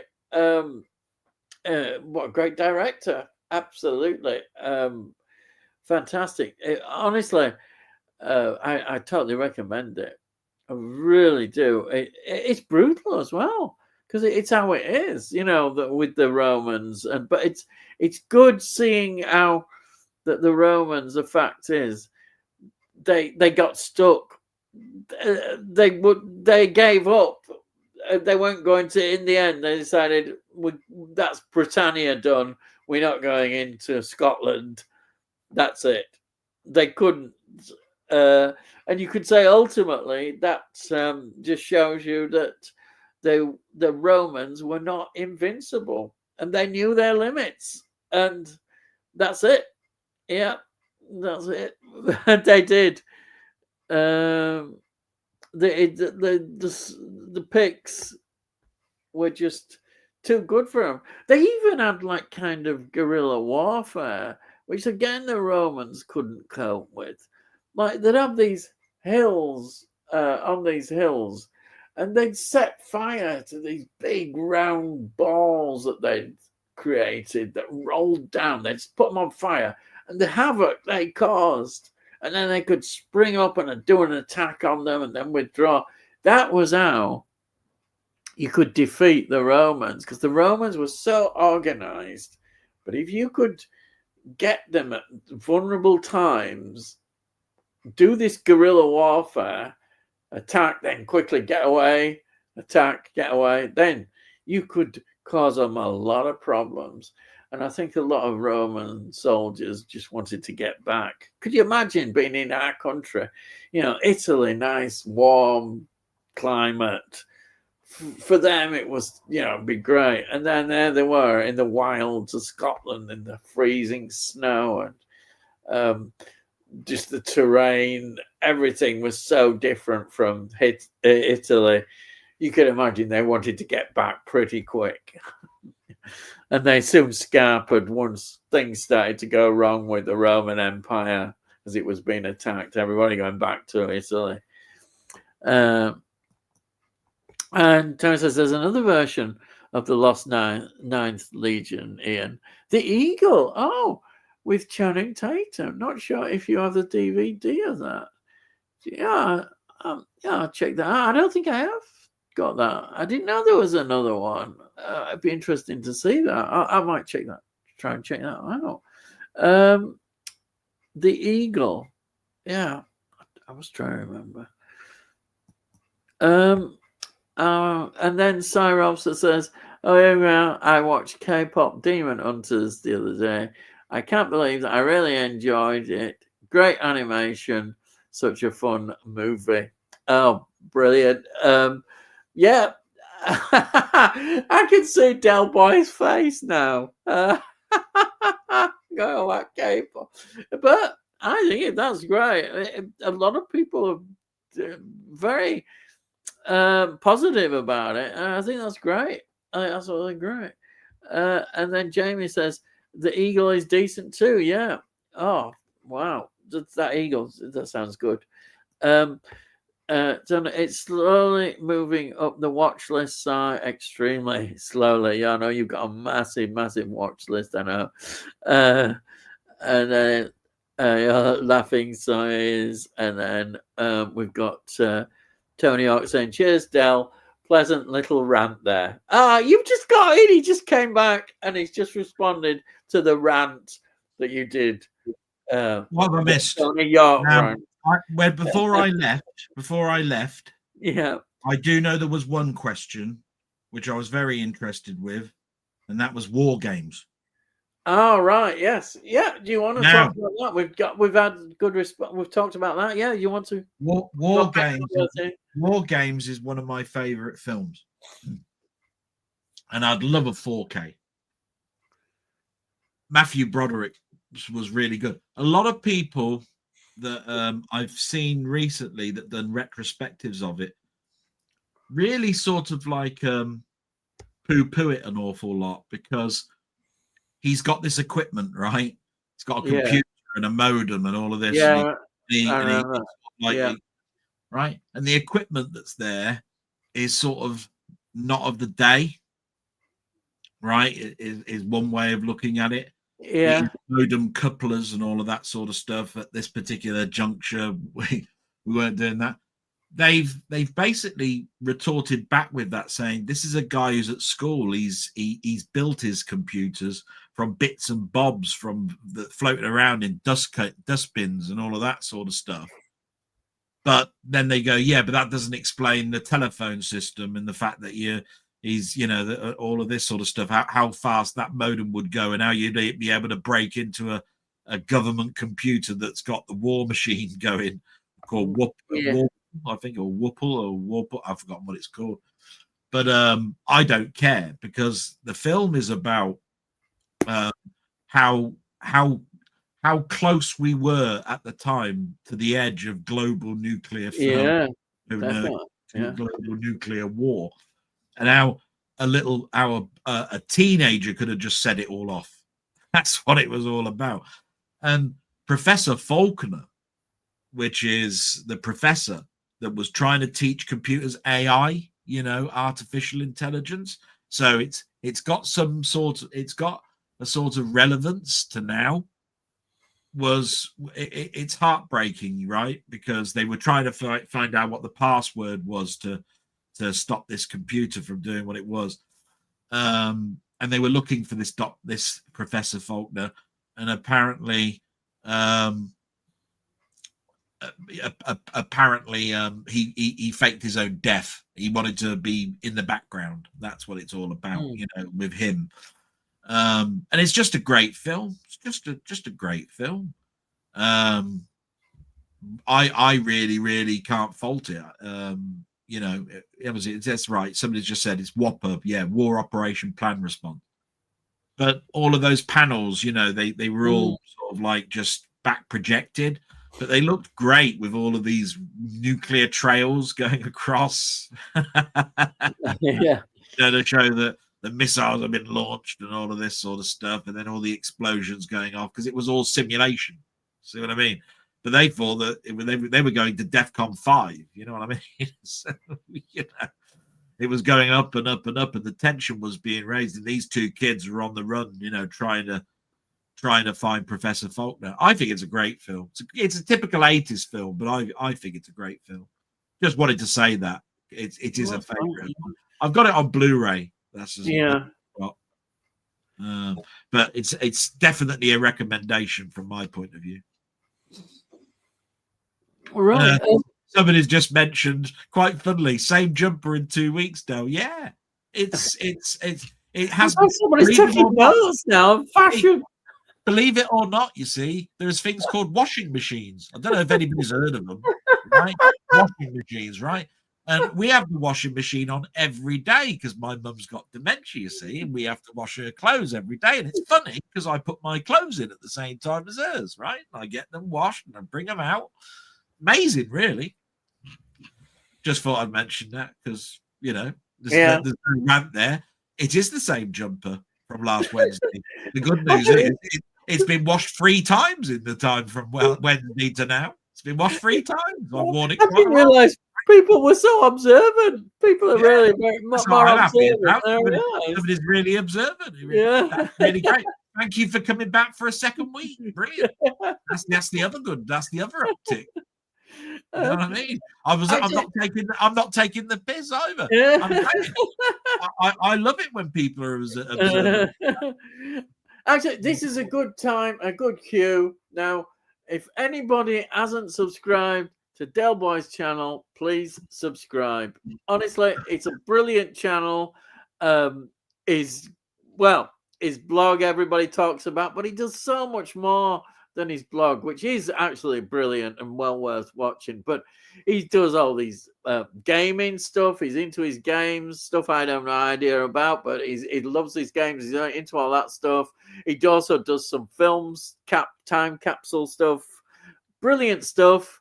So please subscribe to his channel, and his link is in the description, so it's easy. Just click that straight over, and if you haven't subscribed, I do thank you for that. Yeah. I must admit, I wish I could bring out more than I do.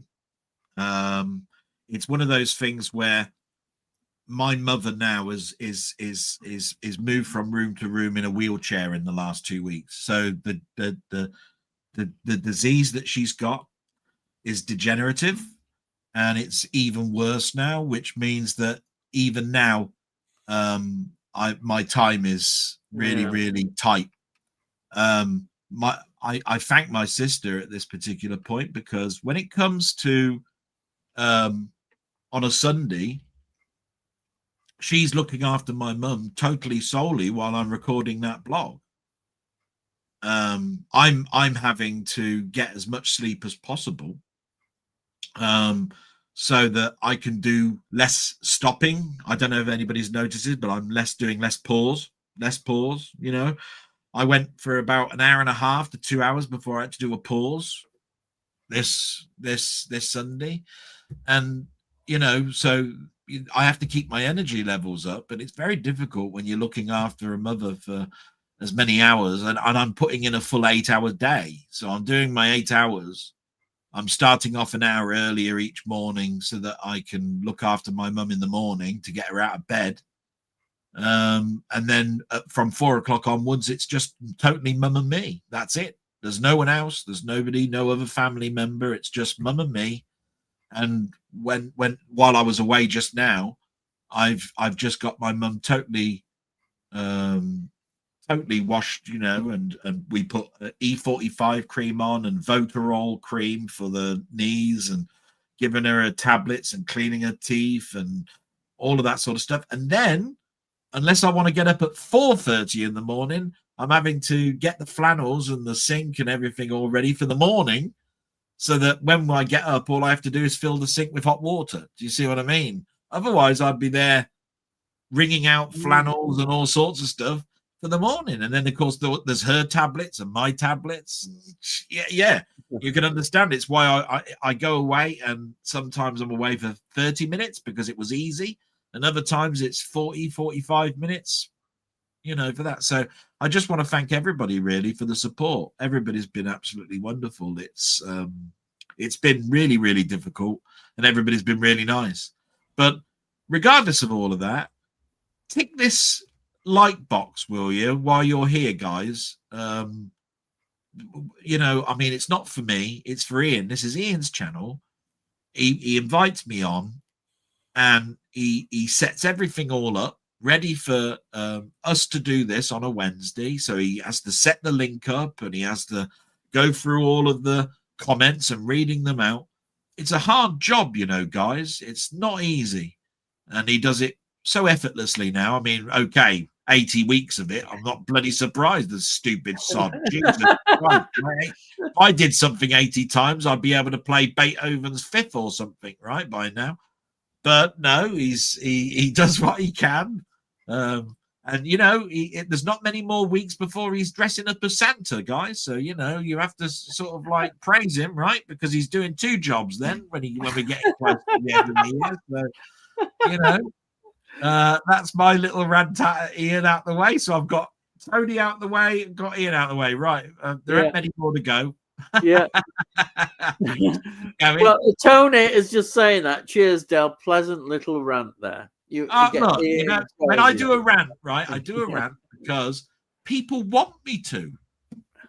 Right. In fact, if I don't do a rant, they go, "Why didn't I get a rant this week?" Yeah. Well, Tony gets his anyhow. I've got to think of different reasons on why I'm not giving a rant. Right? Now, for Muckman, it's easy, right? He's so easy to rant at, right? Because he's a little shit. He does next to nothing, right? He gets all these films and everything out, right? Spends money left, right, and centre.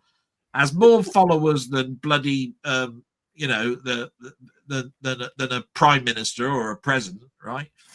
And you know, and then he moans because, oh, nobody's really doing anything with me. Oh, why ain't anybody saying this with me? Silly sod, right? He's loved. He's beloved. If he weren't around, we'd all be upset. Silly sod. Just get on with it, man. Jesus, right? And if you haven't subscribed to him, I don't know what's up with you guys. Muckman's channel is absolutely brilliant. I'd miss him if he weren't around. Thing is, isn't that funny, right? I've always thought about this. There's a lot of people that I've met through all the years and that, and I've had a lot of support and all of that. But I really miss it when they're gone. And there's been a number of people that even when I started, because I started, 4 years ago, right? I'm in year 4 of my blog, so I'm approaching the 4th year, right? So I've seen people go, and I've gone, I used to look forward to watching it. Every morning I'd get up and I knew that there'd be something for me to watch. And then when they're gone, they're gone. Tell you what, love it while they're around. You know, it's a little bit like what I was telling you about Star Trek, Ian, all those years ago. Yeah. I turned around to you and I said, you've missed the opportunity now to have William Shatner and Leonard Nimoy and DeForest Kelley do any voiceovers or anything like that. They're gone, right? Yeah. All those years They said, "Oh, there's nothing for us to do with them." Right? You could have recorded their voices and you'd have had it all, and you could have stitched it together and done whatever you bloody well want with it. But they're gone now. Tough shit. Yeah. Right? And that's what you got to think about. Live in the now. Do something now. Don't wait around. Yeah. Oh, we got next year. We'll do that next year. Whatever. No. No. Right. We've got Jamie saying, films I watched at the film fest. Die, My Love. Jennifer Lawrence, Oscar deserving. Iranian drama. It was just an accident. Is this Begonia? Yeah, great kidnapping drama with a twist. I've heard that one pop up a few times. Mentions Begonia. And then hang on a minute. Has Muckman been to a film festival? Oh, I wouldn't have known that if it were for the fact we've mentioned it 15 times in the last 7 days. How's that for a rant then, Muckman? All right, yeah. Oh, you've been to a film fest? Oh, I would never have known. No, of course I wouldn't have known. No. Yeah. Si says, I really want to see Die, My Love. Yeah. Is it worth a watch? I don't know. And then, well, you've got an answer here from Jamie. Yes, Die, My Love is my favourite of the festival so far, Si. Oh, wow. You've been to a festival? Cool. I haven't heard that word mentioned in at least 2 lines. Yeah. Yeah. And then Si says, "Look, man, the trailer looks weird." And then Jamie says, "Jesse Plemons and Emma Stone are good in Begonia." And then Jamie says, Die, My Love is by Lynn Ramsey, who made the brilliant You Were Never Really Here and We Need to Talk About Kevin. And then Si says, cool. And then Jamie says, have you seen those two, Si? If not, I highly recommend them. And then Si says, Muckman, I've seen You Never Really Here, but I'm a bit hesitant about We Need to Talk About Kevin. And then James says, Kevin is my favorite Lynn Ramsey film. He likes Tilda Swinton is phenomenal in it. Yeah, I know you really like Tilda Swinton. Mention her. I love Tilda Swinton. I think is an actress that really should be mentioned more often. Yeah. And I think I wish she'd do more. Yeah. Brilliant. He is. And Si says, I honestly think that Joaquin Phoenix should have been nominated for what's that again as the edition? What is that one again? You Were Never Really Here. Yes, there. I just cheated. Looked up there. Yep. And Tony says the Beatles were in the chase, I think, in a Hartnell Dalek story. Yeah, that's the one. Yeah, they were a clip, weren't they? They were a clip, weren't they? Yeah. And what made it interesting, as I said, that it was one that was missing from the archive. It wasn't the Top of the Pops appearance. That's all they've got of it. Yeah. And then we have got what do people think of this? I'll tell you what, I saw an interesting it was on today on YouTube. There was this guy who turned around and said, I have no idea what the missing episodes they found, but let's do a tier list of the missing episodes that I'd like to see back, right? Oh, God. What, so they did this S, A, B, C, There's all still that. Going on about it. Goodness. Right? This guy was going down and saying, I really like the historicals, right? So he came across Marco Polo and he went, I want that DS, right? He came to the 10th planet and he said, well, we've got 3 episodes of that. And to be quite honest, we've got quite a good lot of telly snaps for the 4th episode. And it's really quite well animated. So I'm going to put that down in the Ds. And I'm going, hang on a minute. Have you thought about this for a minute? You want a complete story, right? Yes. If there was just one episode, right, that came back, I want it to be the bloody 10th planet, right? Yeah. I don't understand this reasoning. I agree. All of this stuff. I find those. I can't believe people are still trying to create videos out of old news and then doing tiers. What is all this tier rubbish? I can't stand that tear stuff. It's just it puts me in tears watching it. Bloody hell! Oh, tear system indeed. Just Yeah. I give up. And then I say we've got Stacey. Hello, Stacey. What's better, The Edge or Shoot to Kill? Oh,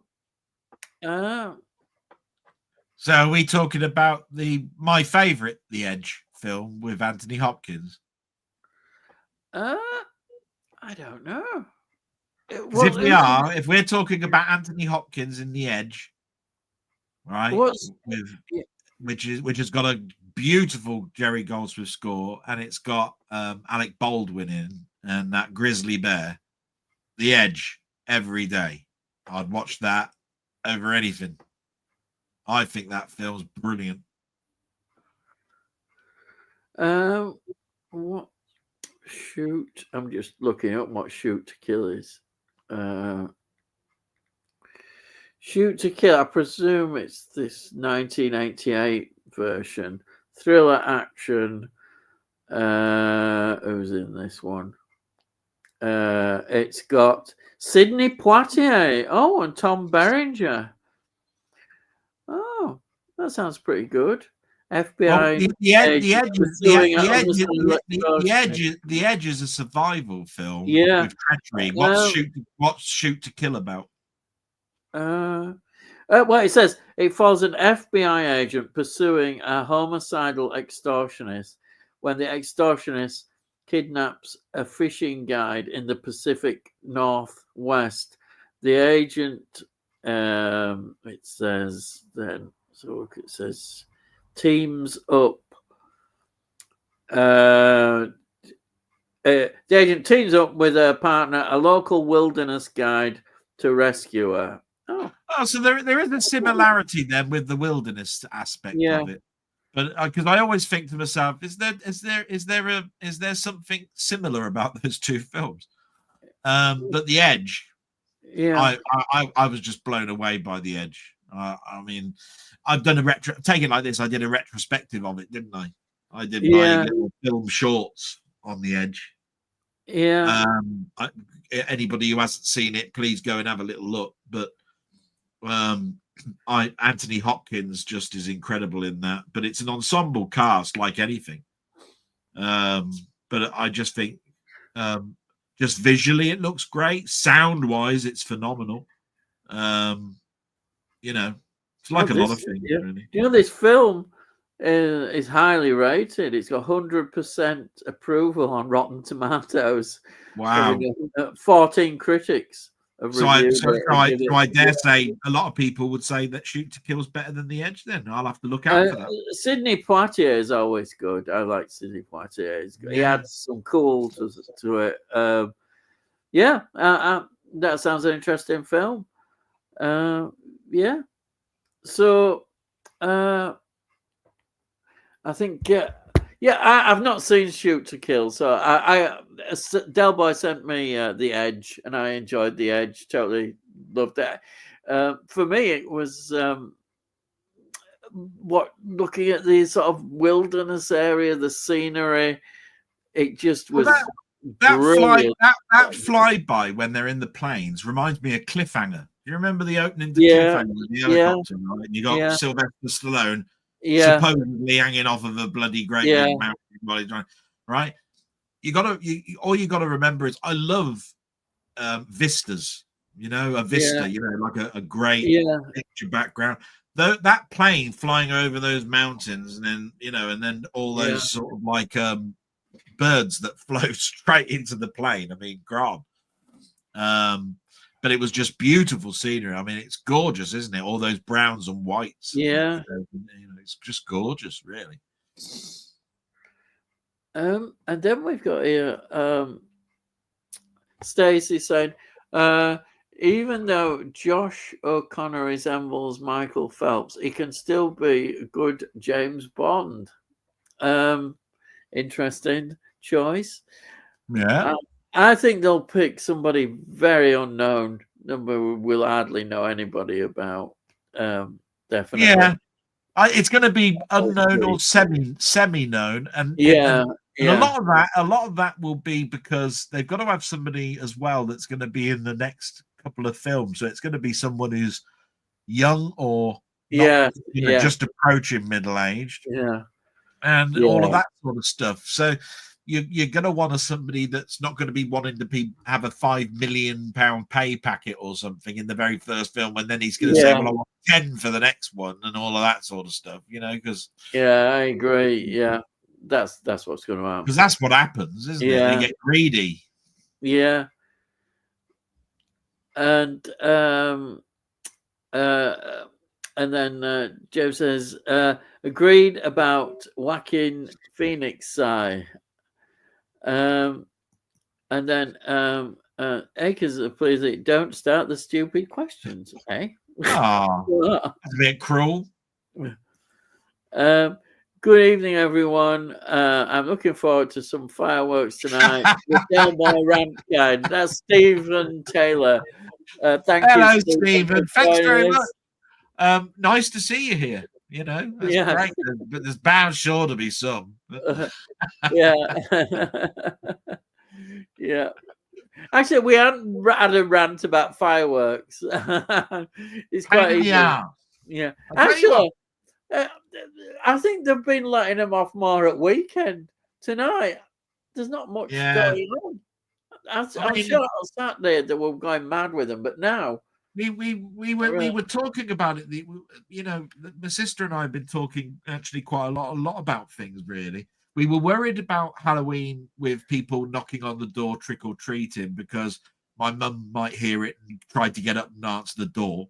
Right? There's always that danger. Just the same as the landline phone ringing. She might try and pick up the phone. And with fireworks, it's all about, bangs and the cats going mental. Oh, and I just think back to our days when you see we couldn't afford the fireworks, right? They used to be sold in newsagents, right? You ain't going to get them sold in newsagents now. In fact, I don't think Sainsbury's sell them anymore. Yeah, they used to have a cabinet where you could buy them from. It was pick and mix. You could have like pick and mix of fireworks. Have a Catherine wheel and a banger and all of this sort of stuff, right? And to be quite honest, I think I preferred it when we went to a display, right? A proper display where they had a bonfire and you could buy a jacket spud wrapped up in tin foil, and there's a couple of hot dog stands, and the fireworks were going off at a safe distance and all of that sort of stuff. But I dare say, I mean, not knowing, I haven't looked in my local paper about whether there's a display going on or not. I dare say it costs you now 10 or 15 quid a ticket to get in, right? Because I always used to think about it, why have you got to pay when you could probably just stand behind the gate and watch it from a distance? You'll still see the bloody fireworks going off, won't you? What are you paying 15 quid to go in and see a fireworks display? You could see them from about a mile away. So I must admit, I never did understand the philosophy of having to pay to see fireworks go off. You know what I mean? They're in a big field, like a cricket pavilion field, right? Being set off, and you're going, you can watch this from like the next street. These fools are going there and spending. These fools are going there and forking out 10 quid. Wow, bloody hell! Look, I'll just put some sausages in the oven. Look, there you are. Look, we got ourselves a little fireworks display. Look, that we can just watch from the garden. Well, if that's a rant about fireworks, well, there you go. You've got one from me. I'll just find. Yeah, we've got the rant. We love it. We had indoor fireworks when we couldn't afford the fireworks. Those indoor things that you used to buy there, they were more like a chemistry set. Yeah, you know what I mean? It was a load of caps round in a circle for a Catherine wheel that you stuck on with a drawing pin instead of a nail with a proper firework at the end of the garden. You know what I mean? Yeah. Caps that just blew, that went.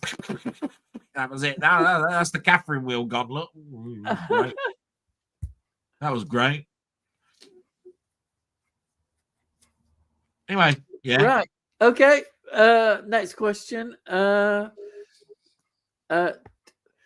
Rocket Bunny, Tony is correct. The Beatles appear on the space-time Space-time, visualizer in the chase. Yeah.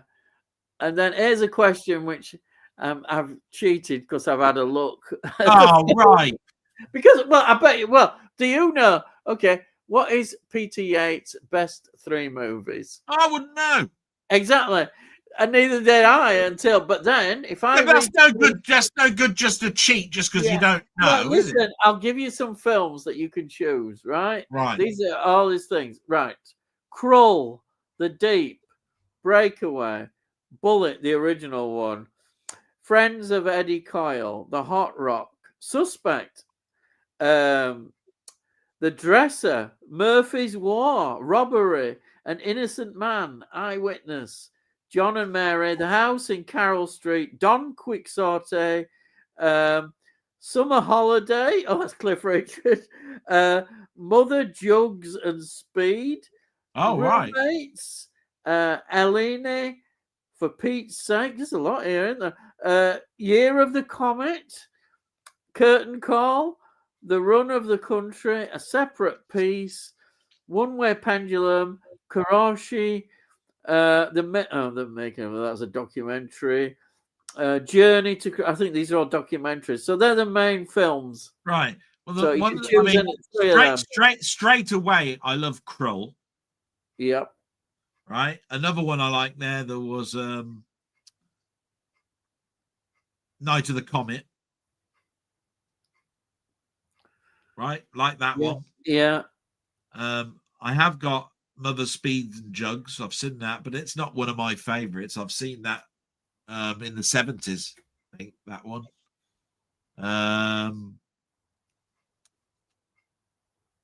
Bullet is a favorite film of mine, but I can't remember Peter Yates what role he was in that. No, he's a director. Oh, right. I was going to say these are all directed by him. Yeah, I know. I love Bullet. Yeah. Did you say Murphy's Law? Yes, it's Murphy's War. Murphy's War. Yeah. Murphy's War. Night of the Comet's great. That one sticks out along with Krull. But I'm a big science fiction person. Yeah. I think the films that stand out for me, definitely straight away, I didn't know he'd direct it, was Robbery. It's about the Great Train Robbery, and it's got one of my favourite actors, Stanley Baker. He's the brains behind it. Also, I would pick Robbery. Well, what year was that? Robbery is 1967. You see, because whenever I think of the Great Train Robbery, I keep thinking of Sean Connery. This is based on the I wonder what year the Great Train Robbery was. It was in 60s, I think, possibly early 60s, wasn't it? Yeah, well, you're talking about Buster and that, aren't you? Yeah, but anyhow, Stanley Baker is always fantastic. He's in that. The other I film was talking about the actual film called The Great Train Robbery. I've got to choose The Deep. I love The Deep. I know a lot of people say, I like The Deep a lot. And then I think just for it's such an iconic performance and the car chase, it has to be Bullet, the original Steve McQueen. Bullet. Yeah, film. Bullet's brilliant. I mean, it's everybody mentions. I'll tell you what's strange about the Bullet. Every time somebody talks about the Bullet, right? About the film Bullet, they always talk about the car scene, the car chase, right? But there's more to it. Yeah, but there's so much more in that film. Yeah, there is. I don't know why everybody just comes up and says that's the standout part of the film. It's not. It's actually a bloody good film if you actually watch it all the way through. I've never understood that. You know what I mean? Yeah. It's like saying Star Wars. Yeah, that's the bit with the trench running, isn't it? No, there's a bit more than that. There's a bit more than blowing up the Death Star at the end, right? Oh, yeah. Sorry. Spoiler alert. The Death Star gets blown up at the end of Star Wars. Sorry if you didn't know that. But yeah, of course, there's a lot more. That's what really annoys me when everybody talks about Bullet. They just talk about the car sequence. I have to mention Summer Holiday for my mum.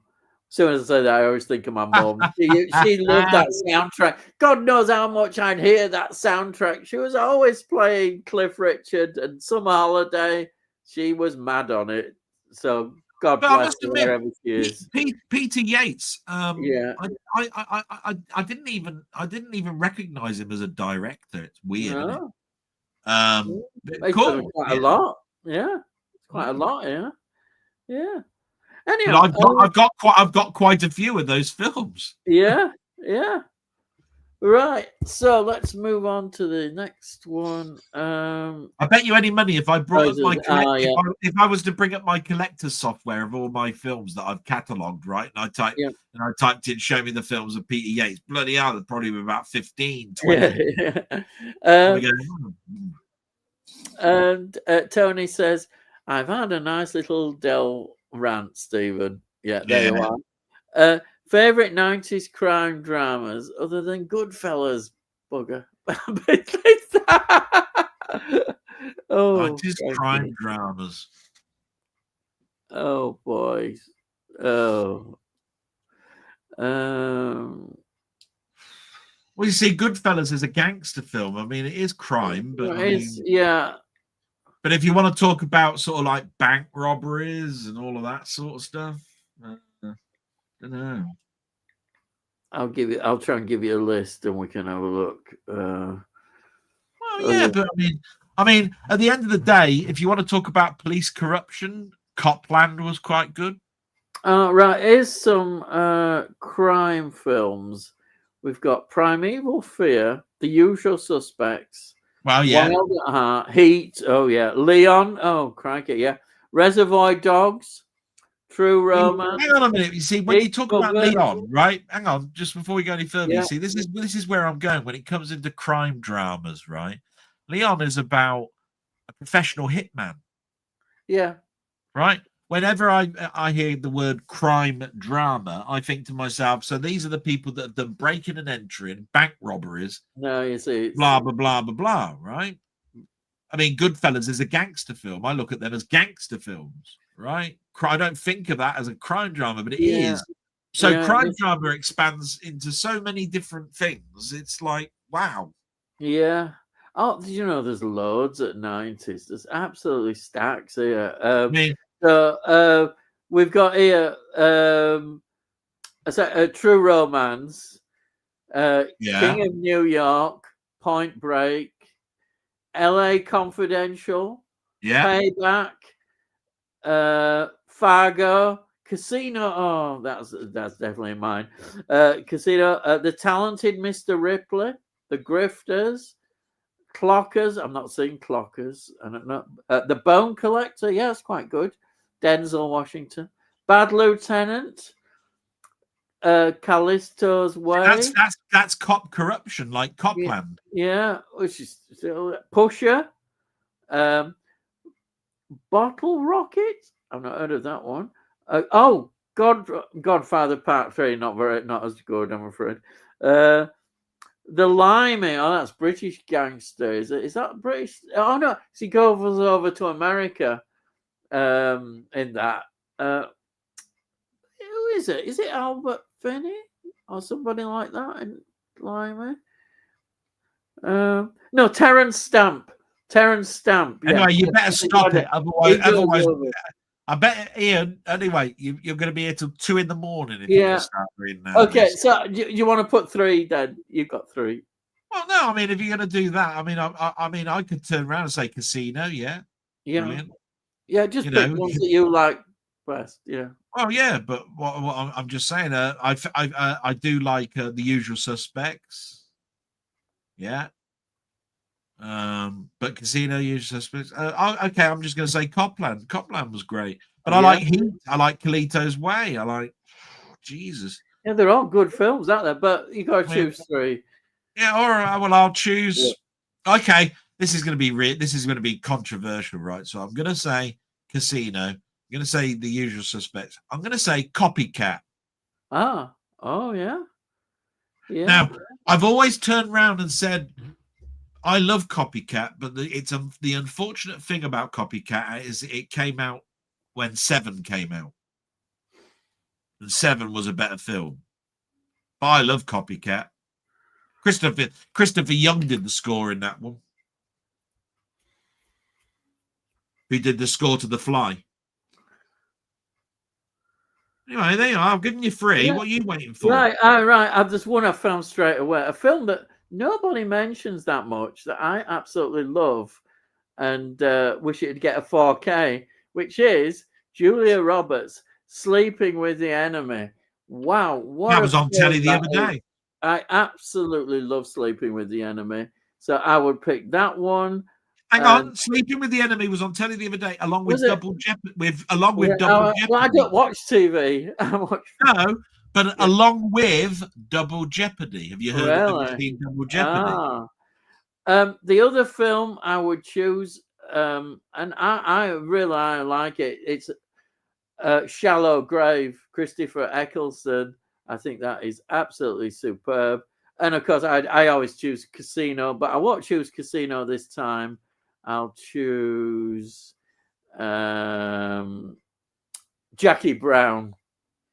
I love Jackie Brown. It's my favorite up there in Tarantino. Not everybody would rate it as high as I do, but Jackie Brown. I want to buy Death Proof. Yeah. You know, I haven't. Remember, I bought those steel books that came out. Yeah. Jackie Brown was one of them, right? Still haven't watched it yet. Yeah. Right? But I also haven't seen Death Proof. There was a double feature of Death Proof and something, wasn't it? I've not seen them. I've never seen them. No. And I really like I really like Kurt Russell, and he's done a number. I mean, I like The Hateful Eight. Yeah. Don't get me wrong. I think I've got The Hateful Eight Blu-ray. I haven't got anything else. Yeah. But yeah, Death Proof is I think is due a 4K. If it's not out already. Yeah. The other film I could have chosen, but I didn't. But I still love it. Is Heat. Yeah, Heat's great. Kalito Ways is great. Yeah. Anyhow, that's chosen. Do you remember I talked about Kalito's Way when it came out on Blockbusters on VHS? All the faces were elongated because they actually did they did a pan and scan of it, and all the faces were all blown up, and they were like ovals rather than circles because they'd got all the ratios wrong. We had to wait until there was widescreen tellers, and they brought it out again as a widescreen film. We thought it was atrocious. Awful when that came out. Oh dear. Right. Here's one for you. Best shop for fish and chips. Well, our local. Yeah, I think you have to go for a local one. You wouldn't know it if I told you it. Well, yeah. I like Grimsby Fish Bar. Yeah. There you are. That gonna help you?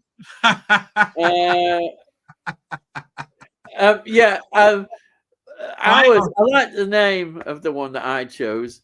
It's called 300 Spartans. Beautiful fish and chips. That's in Loughborough here. Yeah. Fantastic. And then we've got I can just imagine. I can just imagine you. You'd be really awkward to serve. I think going into a shop.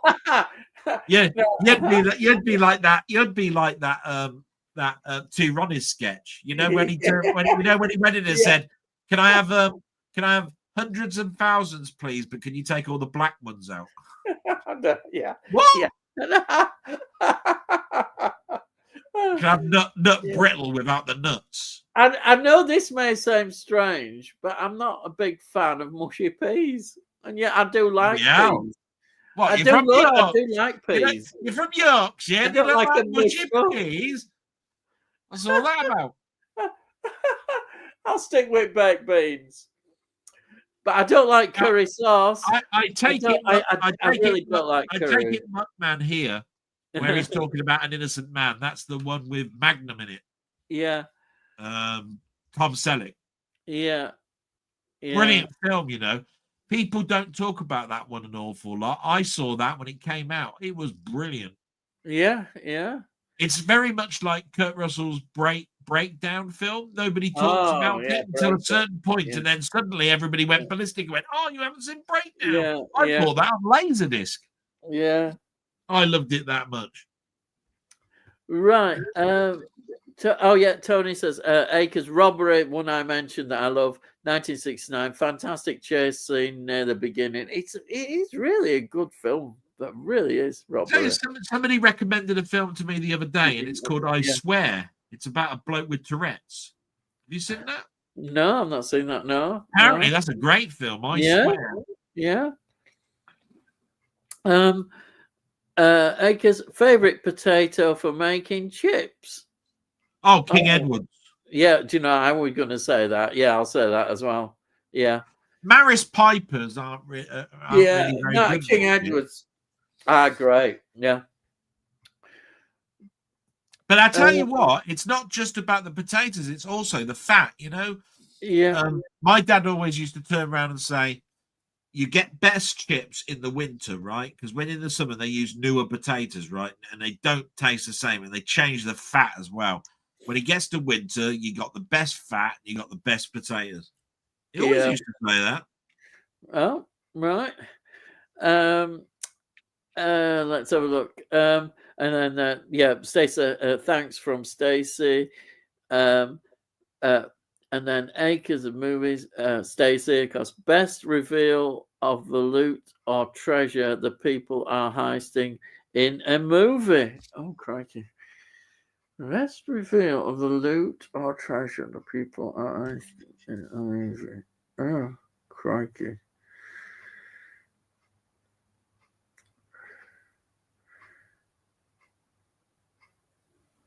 Oh, that's a difficult Well, one. I mean, are we talking about the fact you didn't know what they were stealing, and then at the end you get to see? I mean, because otherwise, you know exactly what they were stealing in Buster. You knew exactly what they were stealing in, Quick Change. Yeah. Say, so what a loot or something that where they're stealing something, the loot or the treasure. I mean, Tomb Raider, I suppose, is going to be a good one to choose because that's always her trying to loot treasure from pyramids and all that sort Yeah. of. I don't know. I mean, the Goonies. No, What about Taking of Pelham 123, the again, original no. one? Yeah. What is the reveal?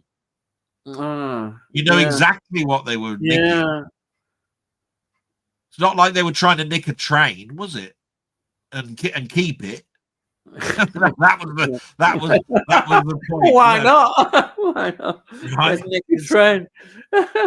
I'm trying to think what film has shown the actual ability to get to the end where the treasure is, and you didn't know what they were going for. I don't know. I can't answer it in that way. I can't think of one. I can't get over that. It stumped us. Yeah. Loot or treasure people are heisting Yeah. in that movie. Yeah. Yeah. This era is we were on about special editions, and I was going on about them, and then Tony says, and I worked him out. Yes, Ian, I would buy a second fancy edition of Zulu, as there hasn't been any. I know you would. Yeah, anything Zulu. Yeah, always your favorite film. You'll just buy anything that comes out of it.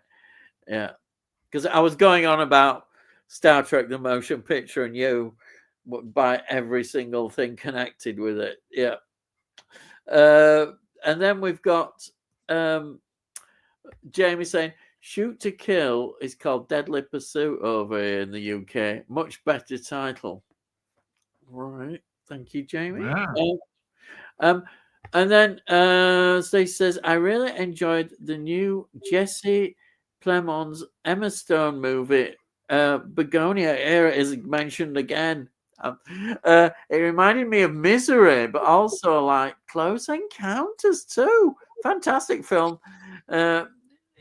Wow. It's making me want to watch it even more now. Well, Especially if Close Encounters. Wow, and Misery, absolutely great films to mention that. Wow, yeah, definitely.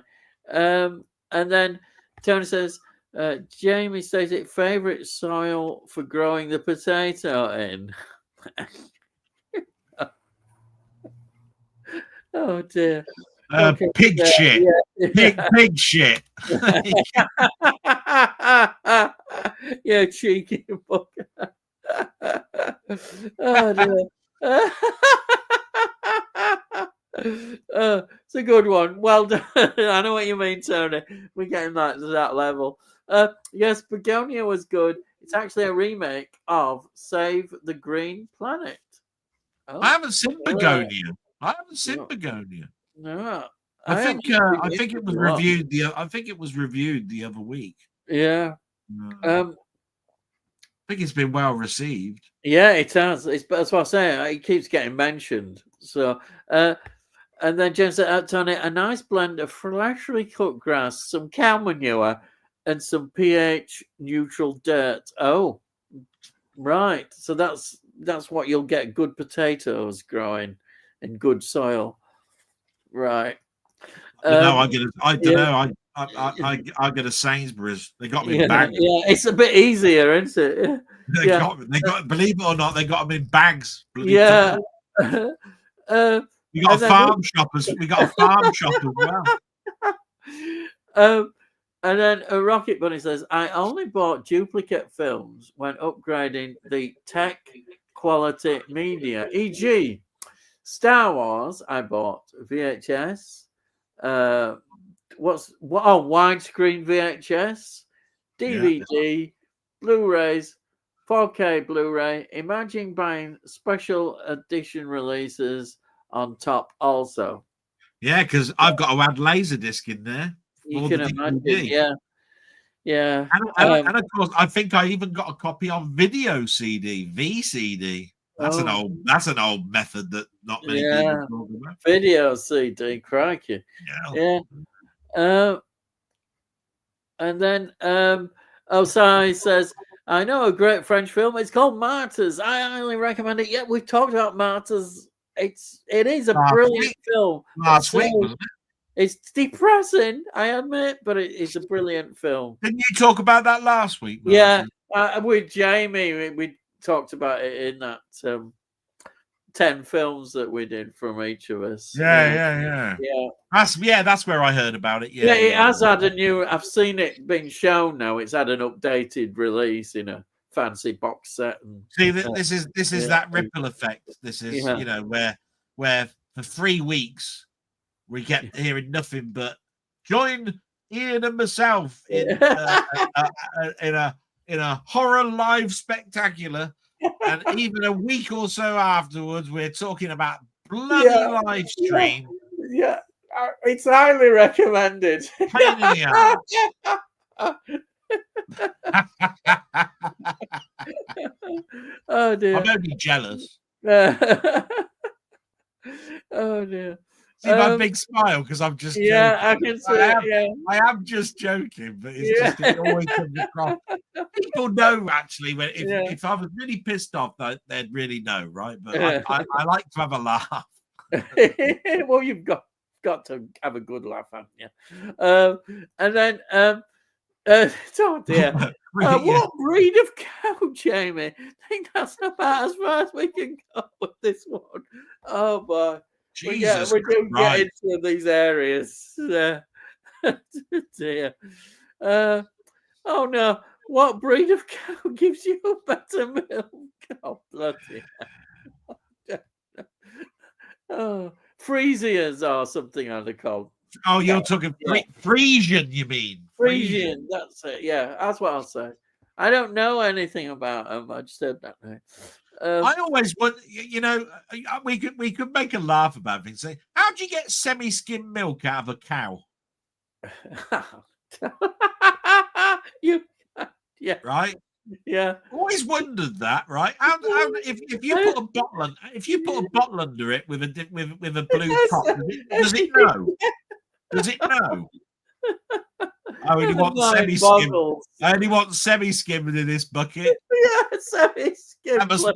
You must have to twist the teat in a specific way or something. Perhaps you have a talk to cow. So, which one, mate, have you got? Yeah. Can I have 2 bottles of semi and can I have 3 bottles of full fat? It goes moo, moo.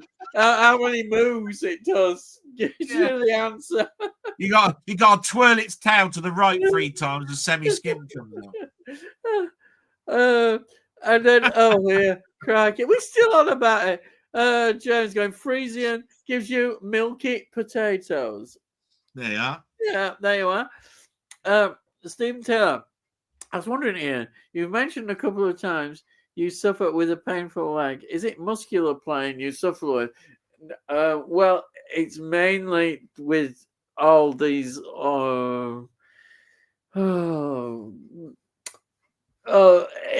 it's my skin is very bad and there gets loads of sores in and the sores won't heal, and then it sort of goes into the sort of feels like it goes right in the leg.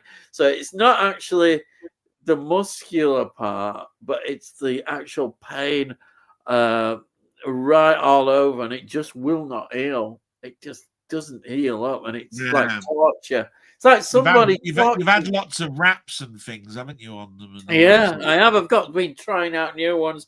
I've got some more on today. Some new one that Nurse brought. We'll see what happens. Because the only way that you cure it is through compression. It's called compression bandages, and you have to really put these bandages on compression. And then, of course, what they want me in, which they're trying to get nearer, is these compression stockings, which are buggers to put on. Really difficult to get on, but they compress. Yeah, and that supposedly helps with healing. But anyhow, we'll see. Okay. So hopefully that answers your question, Stephen. And then Stacey says the Tyneside cinema has all sorts of customers and different people. Among them, the other people. One amongst them, we all know, go there and should be a lot more friendly to others in the film community. Oh, right. No. And then your most underrated Cronenberg movie. The Brood. What about Rabid? Yeah. I was going to say that because I love Rabid. It's possibly my. I'm going to say the Brood. I'm going to say the Brood. Yeah, I'll say Rabid. It's my favorite Cronenberg film, apart from Videodrome.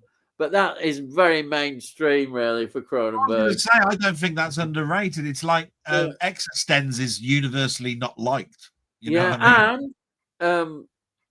And The Dead Zone, which is his most mainstream, I'd say most mainstream film he did, and it's one of my all-time favorite films. I love that. But underrated, I will say Rabid.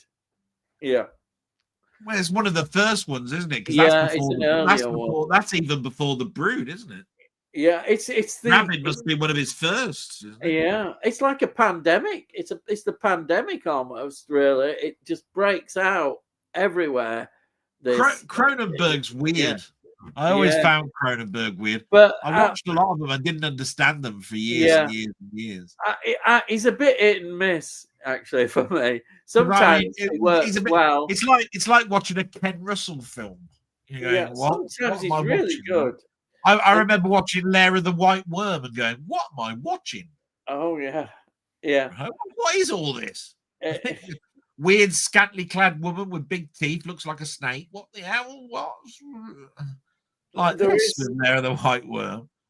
But anyway, we're talking Cronenberg. But I mean, obviously, The Brood. I remember that. I remember the front cover of it.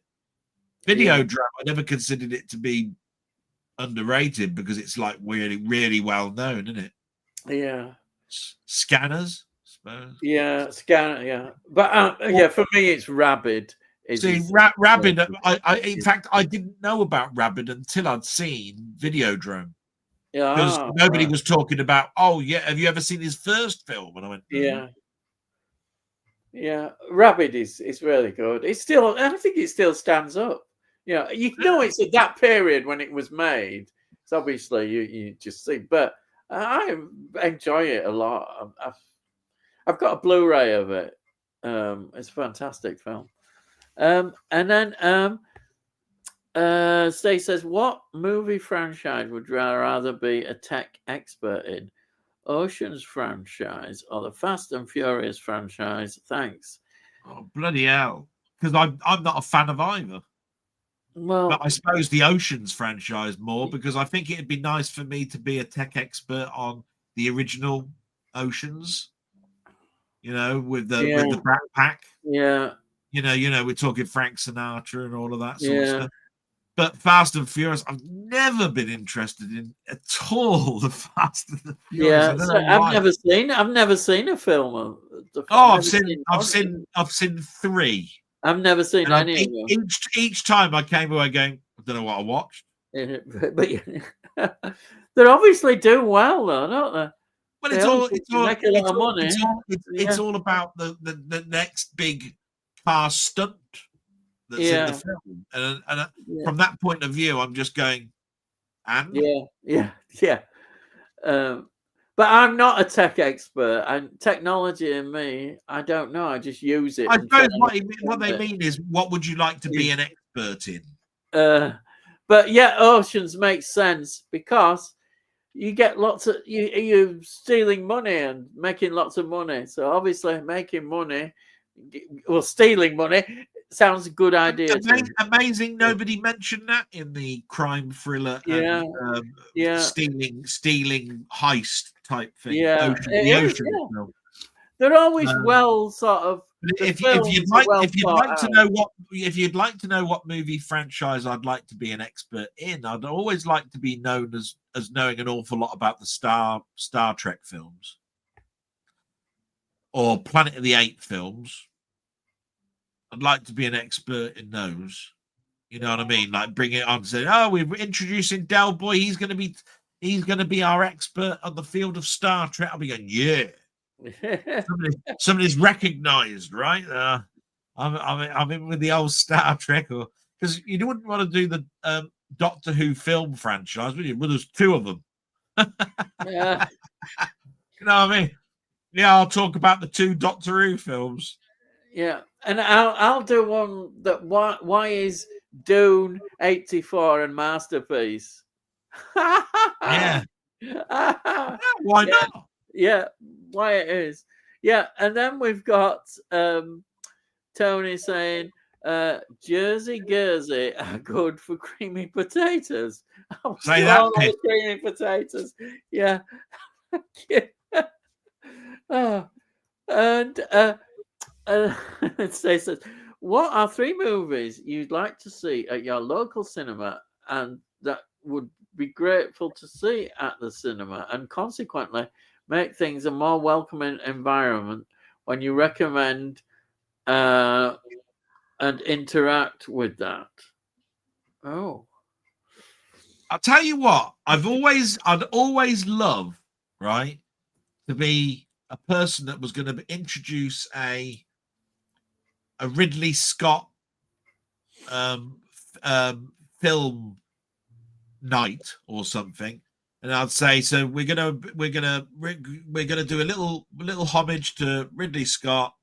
The first film we're going to put on is The Duelist. The second one is going to be Alien, and the third one, we're going to put on Blade Runner, right? And I'd say, and then we're going to talk about them, right, and the differences between them. Or instead of choosing Alien, we'll choose, I don't know, 1492, Conquest of Paradise, or something like that, right?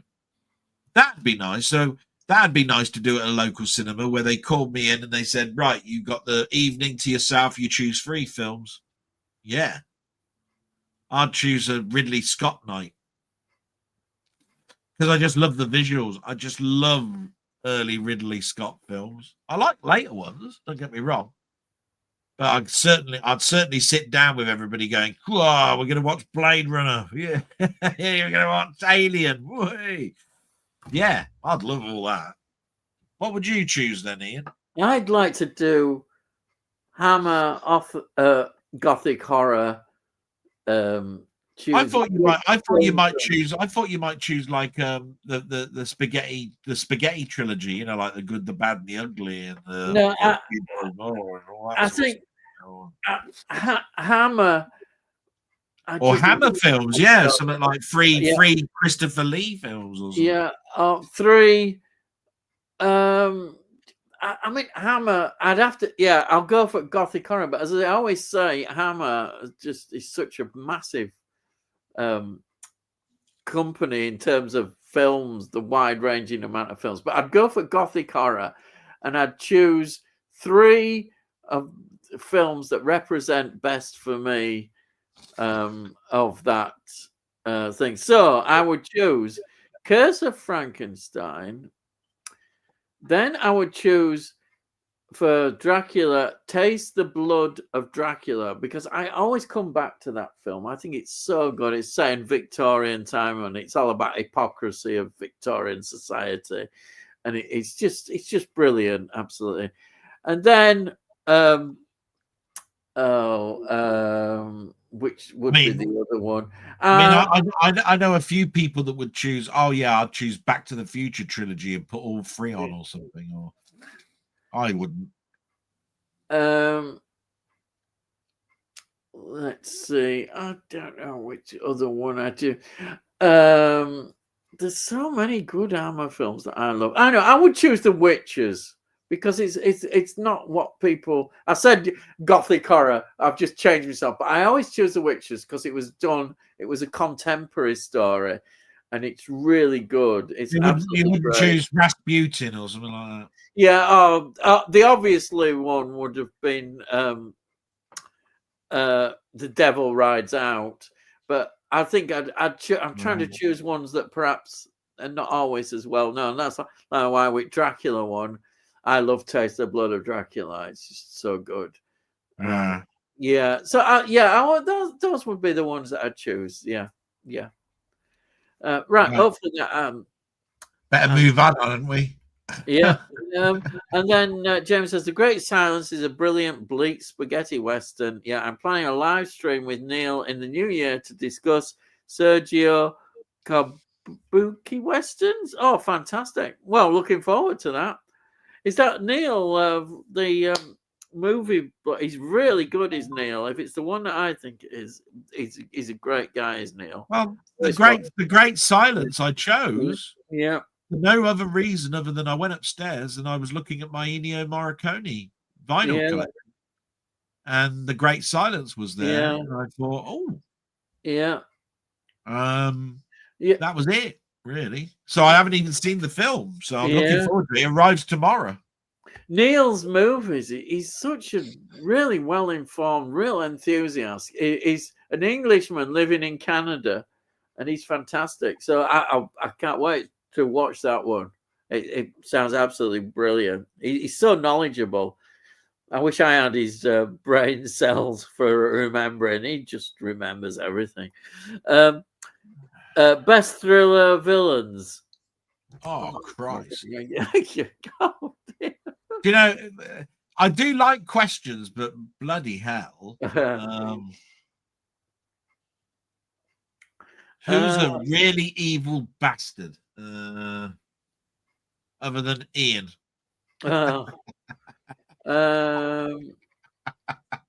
Thank you very much. Oh God, this question. Thrillers. Oh boy. Whew. You know, I'm going to kick myself because tomorrow I'll be going, why didn't I mention that? Of course. You know, like that.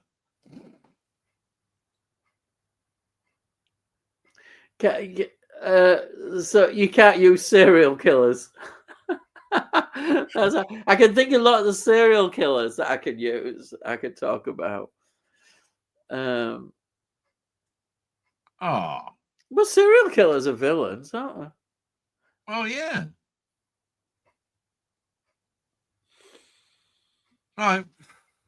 Can you use it? Okay, if you, I'll use the. Okay, I'll do. I always choose it, but it's one of my favorite films. Is Richard Attenborough, 10 Rillington Place. He is superb. What a performance! Then I would choose, and I know you're a big Anthony Hopkins fan, but I think the best actor who did what's his name? The bloke in Silence of the Lambs and all that. What's the name? Hannibal Lecter. Hannibal Lecter is Brian Cox in Manhunter. Manhunter, what a film that is. That's from 80s.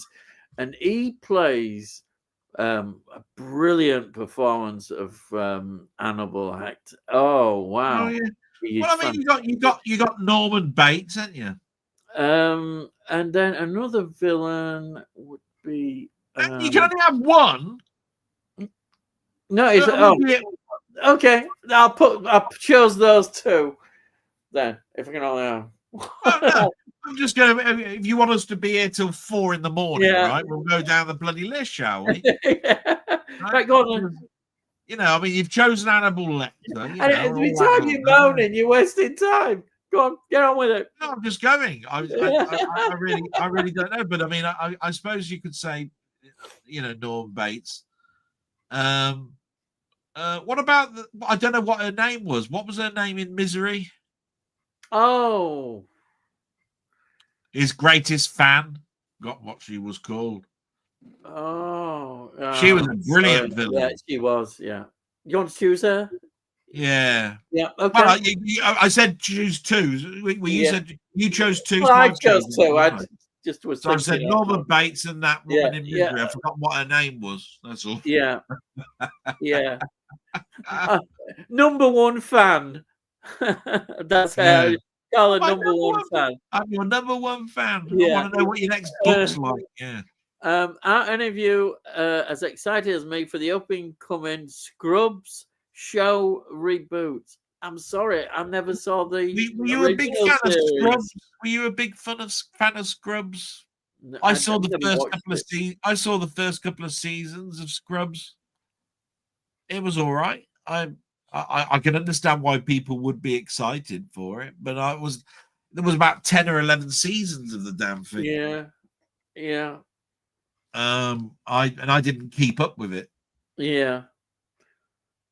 And Tony asked this: is that Neil from Canada, Jamie? Yeah. Well, it must be. I think it is. Yeah. Acres. Stacey says better Bond villain for the next Bond movie: Kevin Costner or Ken Watanabe. Oh, I don't know. I don't see Kevin Costner as a Bond villain. No, it would be a complete. I'll tell you, it'd be a good. Who would be a good Bond villain?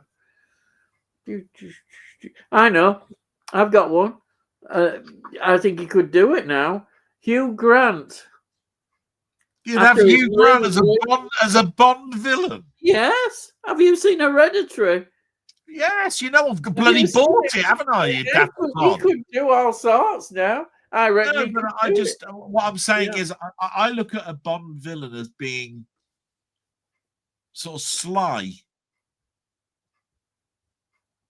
I don't know. And Hereditary, he's not in that. Sly. Yeah, well, he's evil. He's evil. Yeah. Well, I don't know. I think that film really showed to me that he's got a lot more to his locker. Oh yes, I just do not see him as a Bond. And who knows? You know, that was just a name that I thought of. Anyhow, right? Have you got? What I'm saying, Ian, is I didn't see that one coming. Yeah. That was from left field. Yeah. And it wasn't because I don't think he could do it. It's just that when I think of a Bond villain, I think of Donald Pleasance and all that. You know, he is the villain for me. It's sly. It's people. It's villains that are sly.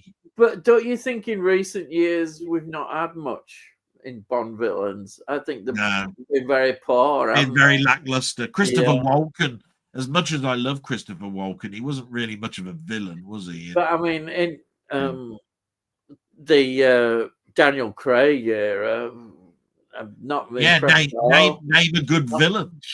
Yeah.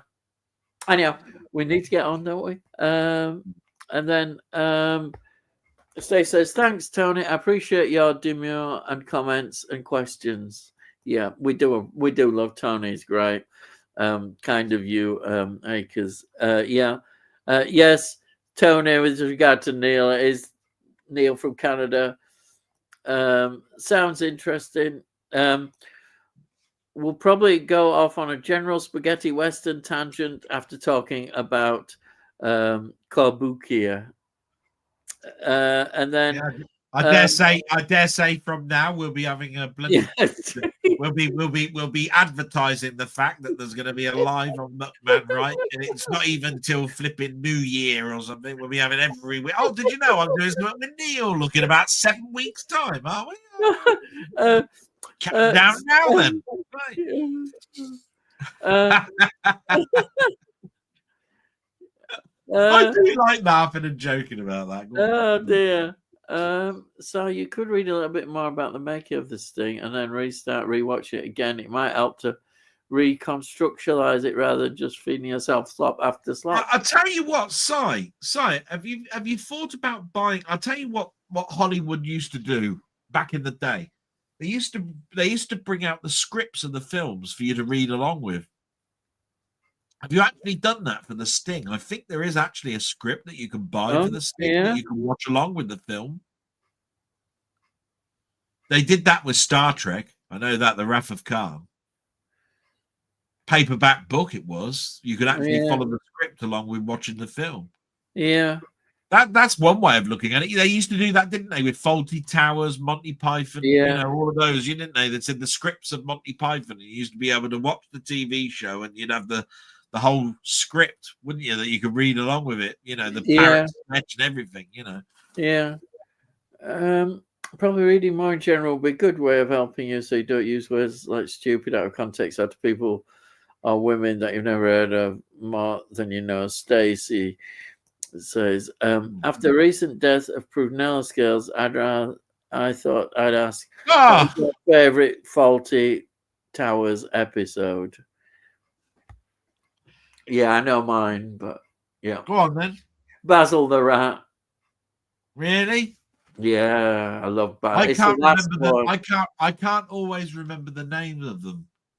But I've always liked the one where there's the lady that's got a deaf aid. Oh, the deaf. Yeah, I like that one as well. Yeah. Because I mean I know there's the Germans, isn't there? Yeah. But I just liked it when he's just going, you can see the sea. Look, it's between the sky. What did you want to see out of a Torquay window? Yeah, well, exactly.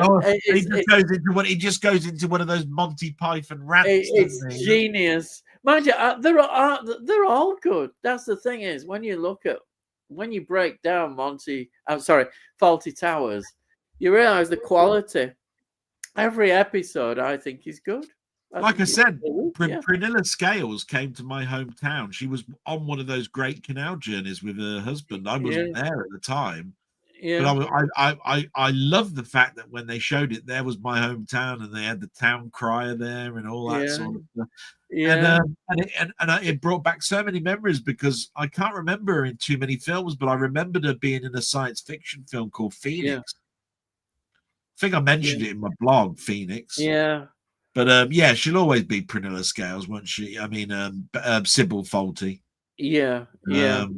She'll be, and of course she was. I think I'm right in saying she did play Queen Elizabeth II. But I always knew her as a person who did mostly plays and dramas. Oh right, yeah. You know what I mean? Yeah. I mean, if you name another comedy then that she's been in. Other than Fawlty Towers, because I can't. I'm going. Exactly. Always in the background doing fantastic, co-starring things. Yeah, but I can't remember the name of them all. Yeah, You know what I mean? It's like that. Actually, I've plugged him twice, but Neil did a brilliant video of her early appearances in films, which was rather good, worth checking out. Yeah. And then thoughts on Killer? Is that Kilowski? Red, white, and blue trilogy. I rank them red first, blue, then white. Great films. Do you like those? Do you know they're films I'd love to watch, but I've never got round to watching. They mention such a lot. People talk about these. They're films that I definitely need to watch. It's the Three Colors trilogy. I definitely want to in future. And I bought the box set at the same time that Josh bought the box set. Yeah, I would love to get that. Yeah. And the last film, which is not considered to be the best one, sort of rounds them up because you're following the sort of like life of these people through these films, and it's a great thing to watch all the way through. My God, it's a huge, like, it's like watching The Godfather 1, 2, and 3 together. You know what I mean? It's like that. Yeah. I loved it so much. I bought that box set. I was so excited when it actually finally came through because it was not a particularly fantastic packaging. I mean, it's a beige sort of like block of, cardboard. There's nothing special about it. But I was so excited. I couldn't wait to open it and watch it. Marvelous. And I must admit, I did when that came out. I did watch that from start to finish. Yeah. And I haven't gone back to it. I don't know if it must be in one of my cases. Can't remember where it is. Yeah. You know what I mean? But yeah, you have to watch, you have to really watch those films, and it really is a drama. It's great. This is, I don't know enough about this really. DC calls you. They say pick the next movie villain and performer. What do you say? Well, I don't know. I mean, yeah, I always, obviously when you say DC, I think of Superman and Batman. Well, that's it. Yeah, DC. It, so Detective Comics calls you, and they say pick the next movie villain. Right. First thing I think of is, well, what's the movie? Is it Batman? Is it Superman? Is it Wonder Woman? Is it what?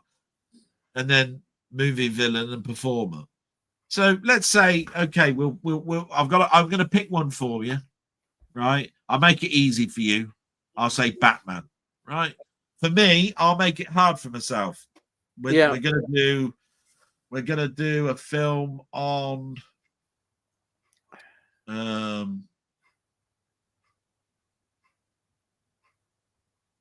Wonder Woman.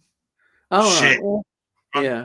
Because I don't know the villains, right? You carry on, right? So what are you going to have as your next movie? Because Batman's got one of the most easily recognizable villain sets. Exactly.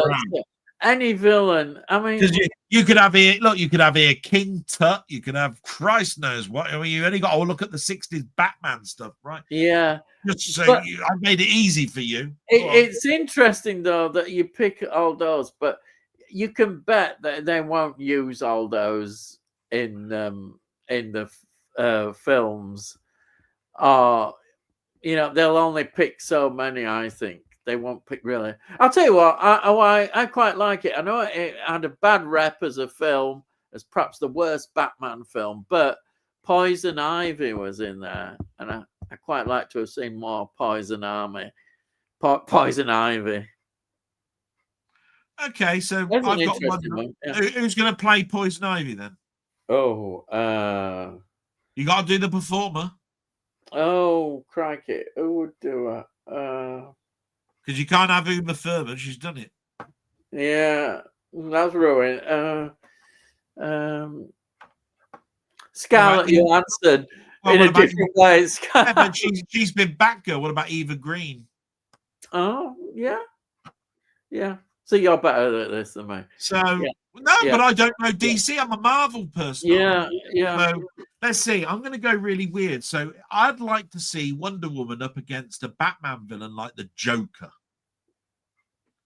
How would that lasso help her fight a fanatical madman like the Joker? Yeah. right? It wouldn't work, would it? So that'd be a really interesting villain for her to go against. Yeah. I think I'd choose Mark Hamill or Willem Dafoe as the Joker. Interesting choices. I think I'd go with Mark Hamill. Yeah. And the reason I'd choose Mark Hamill is because he used to do the voiceovers. I think he used to do the voiceovers. Yeah. And he definitely animated series. He was, if I remember rightly, he was the trickster in the Flash TV series. Yeah. In the 90s. Right. Yeah. The trickster. Right. Anyway, that's where I'd go. And then, well, this is what I mean. This is another good one. The Germans is my favorite Towers episode, although I do love the Irish Builder one too, and I love it. That's what I mean. They're all good. You say one, you think, oh yeah, I remember that one. I remember that. I think it is perhaps one of the greatest comedy series because every episode is so strong. Really is. Every episode. And there's only 12, isn't there? Only 12 of them. That's why, maybe. Fantastic. Denzel calls you. He says, should he accept the role of Professor X for 45 million? I say, it's not all. Be bloody stupid if he didn't. He would, wouldn't he? Yeah, he would definitely things. But if he's making that offer to us to put him in the film, then I'd say goodbye. Thank you, Denzel. Nice knowing you. I'm not paying 45 million for your overact. Yeah, 45 million what? 45 million potatoes. Yeah, but not potato. That's your theme today, potatoes. It's the potatoes live. 45 million bottles of milk. Yeah. Semi-skimmed. And then as Robson says, Cinta, 90. It has to be Basil or the Germans for me. Yeah, the Germans. Yeah, but you've got the hotel inspectors. Yeah, I know. Everyone. I love them all. Even the anniversary one I like as well, where he gets the wrong. He has to keep going backwards and forwards with the thing that is always wrong that he brings. Well, there's a favorite. Well, that's a favorite statement, Ian, for Outland being your favorite non-Bond Sean film. Untouchables is mine, yeah, with Man Who Would Be King, Islander, and don't laugh. We were honest. Zardoz, all enjoyable. Yeah. I still stayed. I agree. I mean, there's a great films, but Outland is. I love Outland, and for me, it is his best performance outside Bond. Yeah. Well, you know how much I love Outland. I don't know whether I'd say it's the standout outside of Bond. I don't know. I mean, I do love Untouchables. I do love The Man Who Would Be King. I do like him in Highlander. Yeah. Zardoz is all right. Yeah. I mean, he's in Time Bandits. He's in Robin and Marion. He's in, he's League of Gentlemen. I don't think he's particularly great in that. He's in the Avengers film. As the man who did the weather, didn't he? Who made all that weather stuff. Mind you, I don't think he's in. He's not in the Islander that much, really. Well, I loved him as. I liked him. I really, really liked him as Indy's dad. Yeah. Yes. Now, I might just put that there, but I think it's just because I love Outlanders, the film, so much. I just absolutely adore the film, and I like the concept in space. The only film I think he's dislikable in is the film he did with Hitchcock. Oh, Marnie. Is that Marnie? Yeah. I think that was the wrong thing for him to accept. I just do. Yeah. Now, Stay says, I agree with Rocket Bunny. above. But I love many of his non-Bond ones, including Entrapment. Oh yeah, that's quite good. Presido.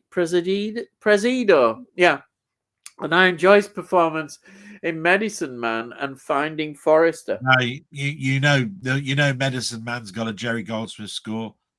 Yeah, That's brilliant. you have mentioned it a few times. No, I mean Medicine. Oh, No, but I yeah, mean what I'm saying is that is a fantastic yeah, score. yeah, He's also in The Name of the Rose, isn't he? You like that one yeah, last week. You were talking about that. I'm pretty sure, weren't you? yeah. I'm just trying to think. I did have one on the tip of my tongue, and I've forgotten what it is now. That's really going to piss me off. Yeah, Medicine Man's brilliant. Okay. And then Tony Move says, on. with regard to Faulty Towers, I really enjoy The Psychiatrist. Oh yeah, that one, especially Basil's obsession with catching the young guy with the girl in his room. I know, that's brilliant, that one. That's the one where he also put his hand on her boob, didn't he? Yeah. The woman, he was looking for the light or something, and he had black hands or something. Who'd win, Jason versus James Bond? Well, Jason is supernatural. I mean, he's not human. Can't die, can he? So it's obvious James Bond is mortal as far as we know. And then what's the faulty episode where Basil is inspecting the room and tries to switch the light on, and it's the young blonde. Oh yeah, I've just said that, didn't I? Yes, yeah. It's the one with the he didn't like the two people that were non-married living in the room. Right. Yeah, yeah. It's very funny, that, isn't it? Yeah. And then Tony says, think I'm with you, Rocky. Untouchables take some beating. Yeah. And Rocket Bunny, I watched War Games earlier this year. Actually, a fun movie. Like T-Ron, you need Tron. Oh, well, it's T-Ron to me. You need to look at it with 1980s eyes, when computers were only just starting to come into people's homes. Yeah. Like I said, a lot of people have just been poo-pooing it because it's like the equipment that's there isn't of the but it does sound right. He's only a teenager. You know, he's built his computers from sort of like hobbling them up together by parts and stuff. Yeah.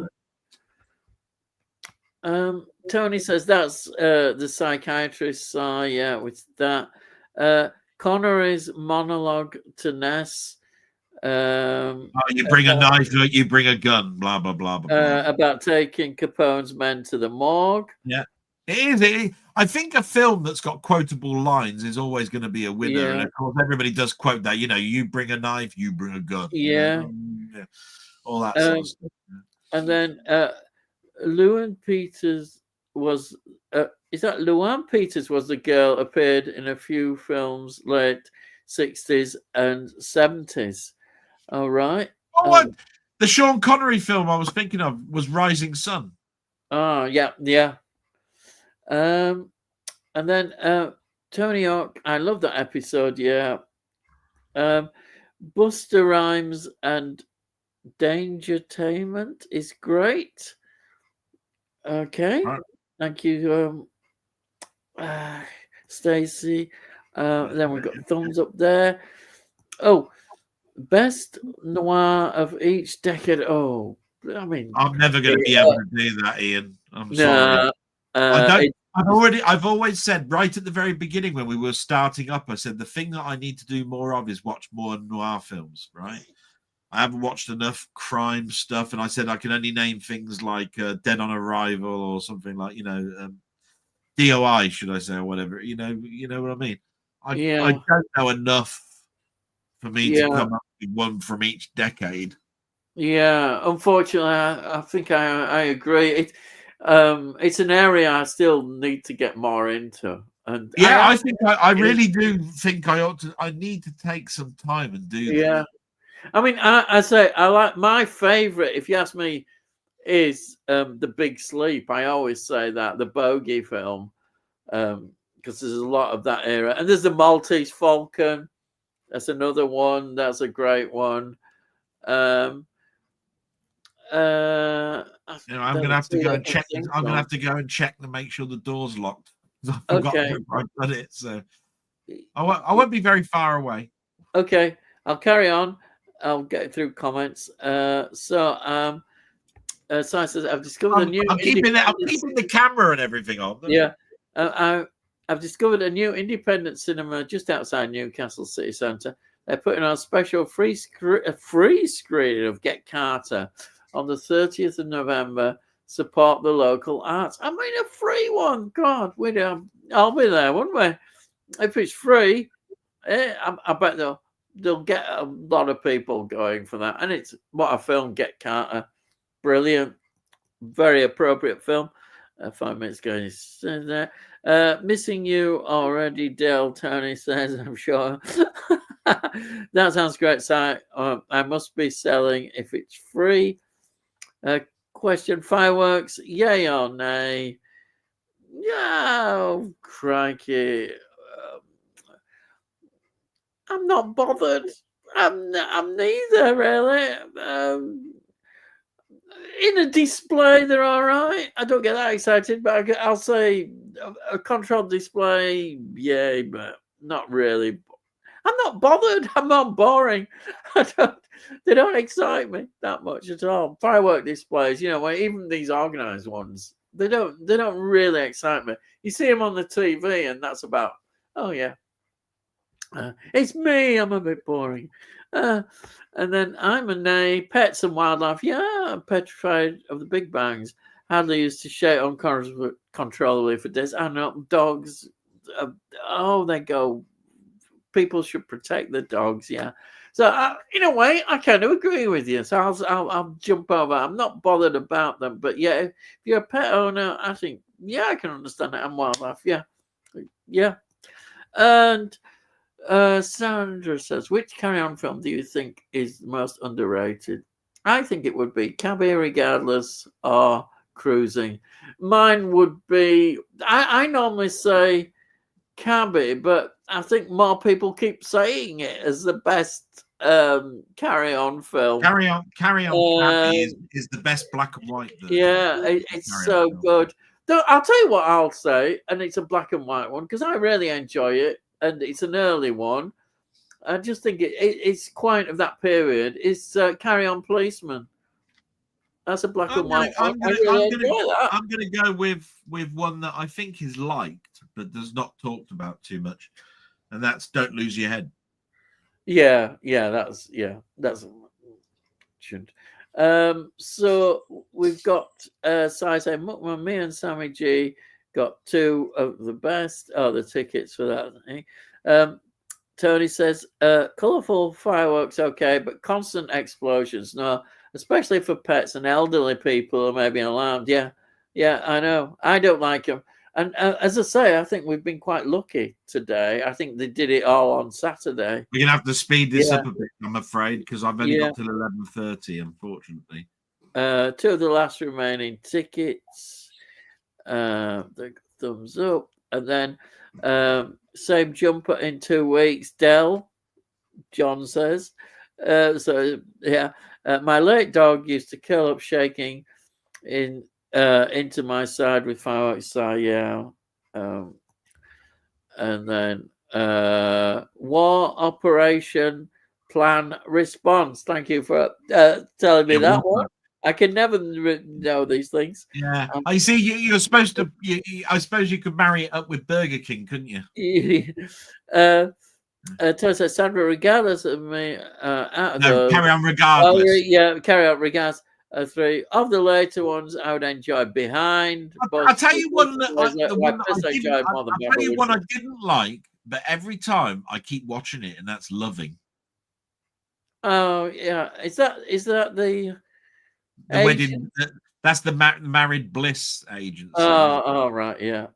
But it's one of those ones that I keep going, I don't like this, but it's on when it's on. I'm enjoying it when I'm watching it because you You're watching this couple in a bloody elevator on the top of a bus and all this sort of stuff. And it plays the same music over and over again and all that. Oh. And then Sandra says, Behind is great. Delboy needs to put more videos out, laugh out loud. That's when I had to try and explain. I wish I could. Yeah. Your favorite Julia Roberts 3 performances? Oh, crikey. Oh, God. There's one I said, which was pretty woman, isn't there? And the sleeping with. Oh, I know. What's it called? Where they're doing experiments to see who can last longest dead. Flatliners, that one I'll pick. And I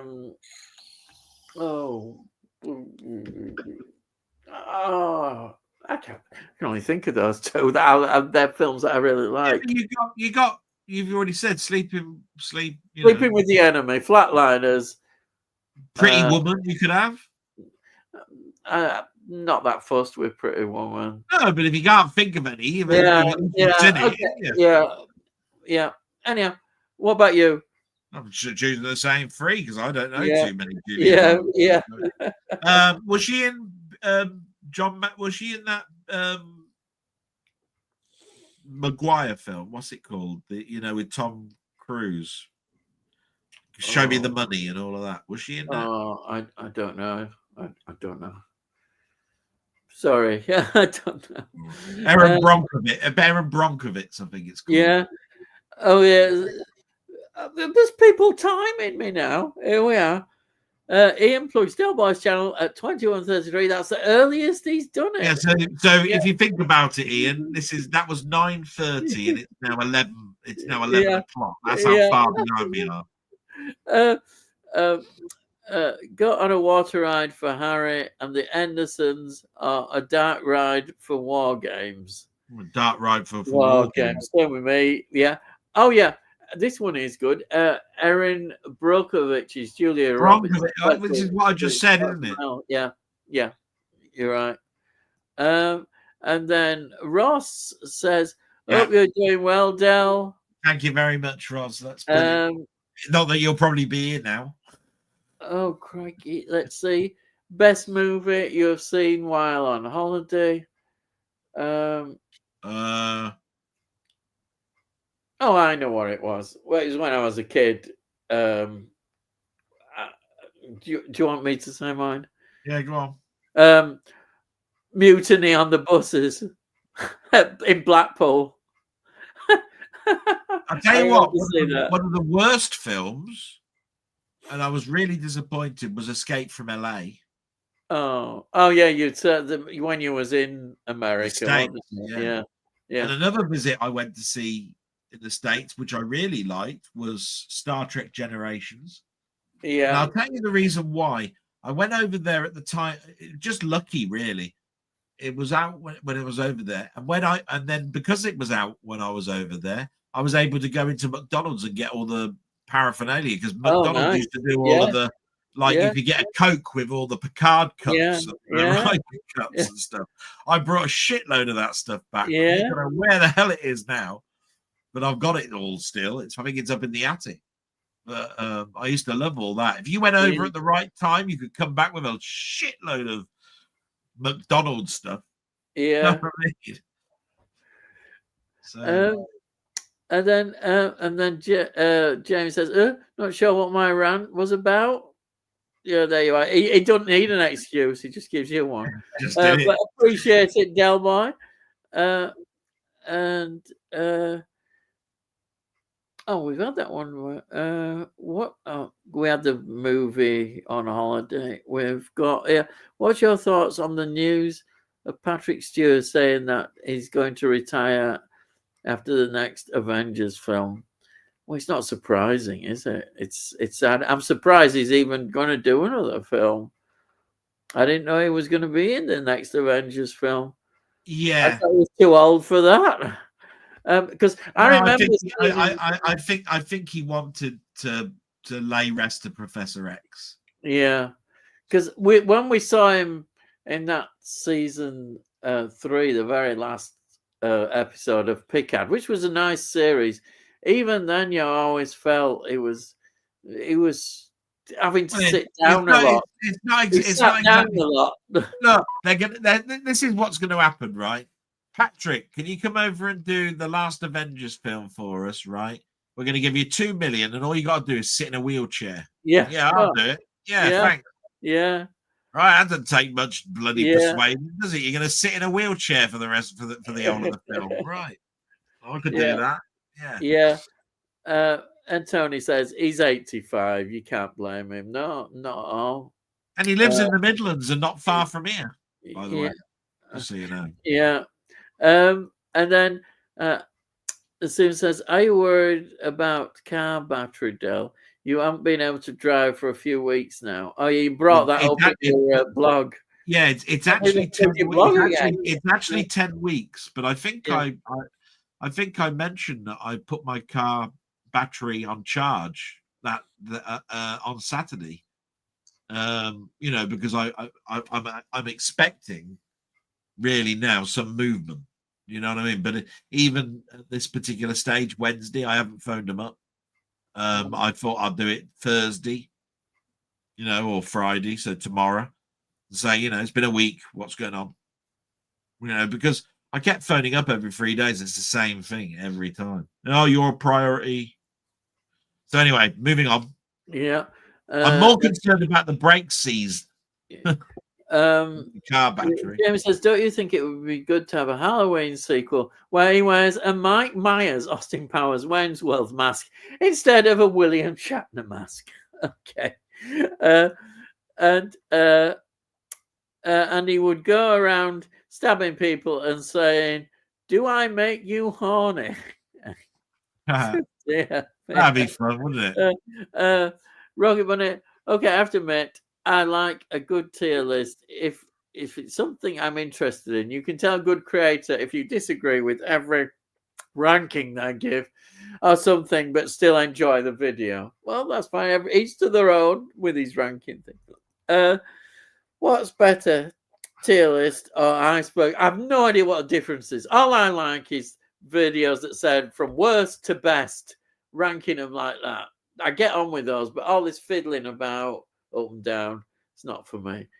Yeah, I used to watch a few YouTube things where they do the iceberg list. I saw the one where they did a Spider-Man one, and it's where the iceberg is. You haven't got so much under the water, and you got more at the top, and they basically do this. Oh, yeah. I prefer it.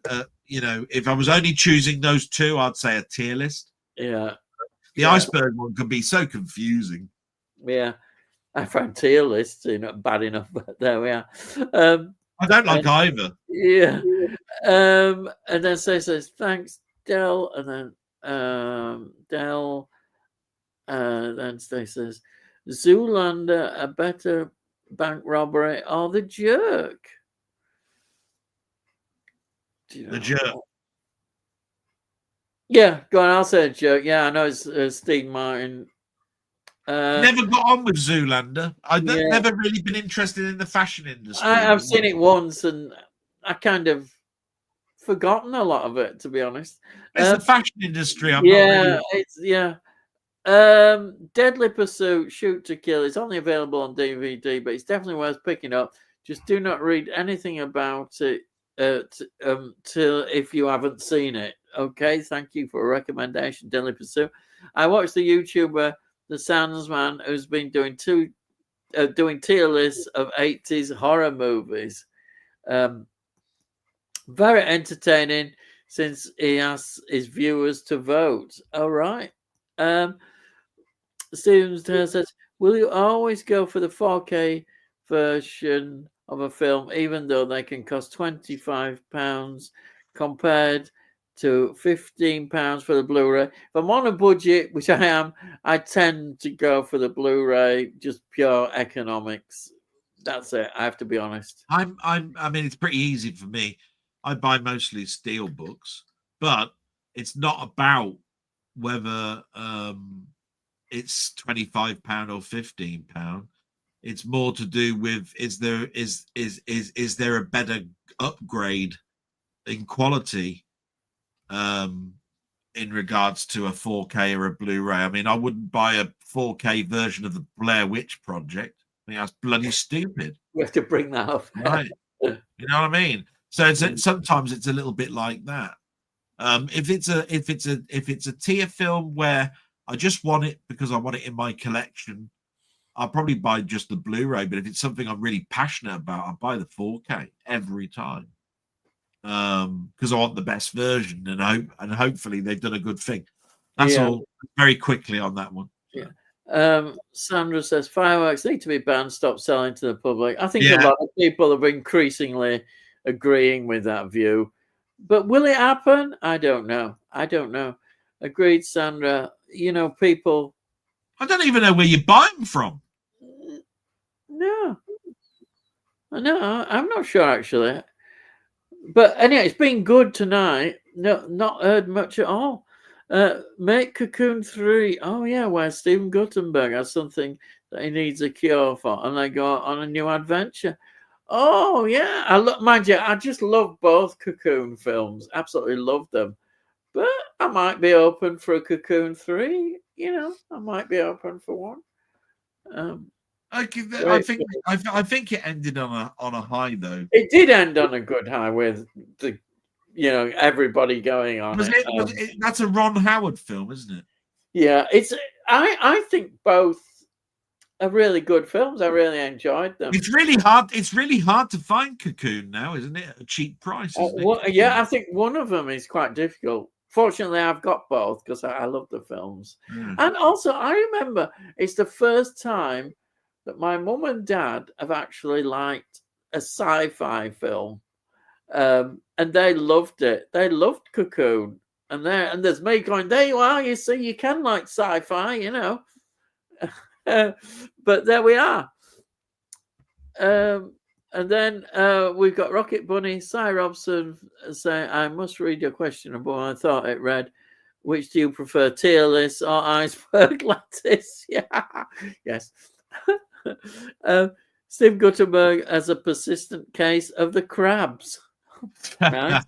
Nice. Yeah. Rocket Bunny laughing there. And then Tony says, "As sad as it is, taking away the choice of being able to buy them, I completely agree, Sandra. There's just too many irresponsible individuals around these days. I'm afraid they've always been around. As I remember as a kid, people chucking fireworks around and being stupid. Yeah. Your top 5, Susan, surrounding performances. 5. Oh, God. Well, you got the Rocky Horror Picture Show. I like Bull Durham. I think she was fantastic in a TV series called The Feuds. I love Thelma and Louise. I'm now starting to struggle a bit because it's getting late. Okay, well, you've come up with some, aren't you? I'm going about 4 there, didn't I? Yeah. The only one I can think of straight away is The Hunger. The Hunger, yeah. Of mine. I like The Hunger. Thelma and Louise. What a film. I'm just going to pick 5. I can't pick 5. Oh dear. I'm picking. You see, in Feud, she played Betty Davis. See, yeah, she did a fantastic job. Yeah, Rocky Horror Picture Show. Everybody knows that was one of. Yeah, I could pick that one. Yeah. Sorry about that. Bull Durham with Kevin Costner. Kevin Costner kept doing bloody baseball films in his early part of his career. Yeah. Everything he was doing was a baseball film. Oh, yeah. Oh, this is nice. He goes, Tony says, "Love iceberg lettuce with Heinz salad cream." Oh, other brands are available. Yeah. Other brands are okay, but Heinz salad cream is great. I think we might have to go past all this River Island Grain dressing. robbery in 1963. Yeah. That's when the actual robbery was, 1963. I'm partial to River Island's light dressing. It's very nice, although I have iceberg and regulators. I do like some of the mixed leaves. Also, I guess it's because I'm a bunny. Yeah, probably that would work in that favor. Unfortunately, I finished my iceberg yesterday, but luckily I have a cucumber available. Actually, I love cucumbers, but that's another story. Oh, the memory of Lisa Yates. Um, and 90s crime drama has to be Heat for me. Yeah, and Heat's an obvious one. 7 is top 10 all time too. And Carlito's Way, Al Pacino classic. Yeah. Um, best rural action movie. Blimey, rural in countryside. Oh, Oh Christ! I don't know. Christ, is Planet of the Apes a rural action movie? Is Rambo a rural action movie? actually, that's a good one. First Blood. You could say, is it rural? Could you? Is it middle Well, of it is. It's an nowhere? action film. It's Yeah, rural, isn't it? I mean, yeah, that's why I was saying, is Rambo yeah. a rural action movie? You know. Um, Next, come on, because we've yeah, got I to get can't think of going. any more. Um, I do apologise, Ian. It's just it's yeah, 20 past yeah. 11. Like Reservoir Dogs for 90s crime film. Yeah, I can see people in that. Best rural action movie. Pitchfork Zombie Farmers 3. Yeah, that's wonderful. That's got to be the Yeah. best film title of the night. Texas Chainsaw Massacre is a rural film. Yeah, yeah, a brilliant one as well. The original is fantastic. Is that out on 4K yet, Jamie? You were you were never really here was overrated. I haven't seen it. Yeah, but why haven't we both said True Romance for 90s crime? I don't know. It's a brilliant film. Tony, it's set for an 8K release in the new year. Yeah, yeah. Yeah. For all of the 3 people that have got an 8K TV, yeah. Damsar, yes, True Romance. Rocket Bunny, favorite newer non-sci-fi TV series in the last 5 years. I'm really enjoying The Rookie with Nathan Fillion. That's the bloke who was in. I've forgotten his name, but I know him. And I've been watching seven series so far over the last few months. They feel good. Well, it's good that you're enjoying other stuff outside. I'll pass on that for the moment. I don't watch enough TV. Yeah, non-sci-fi.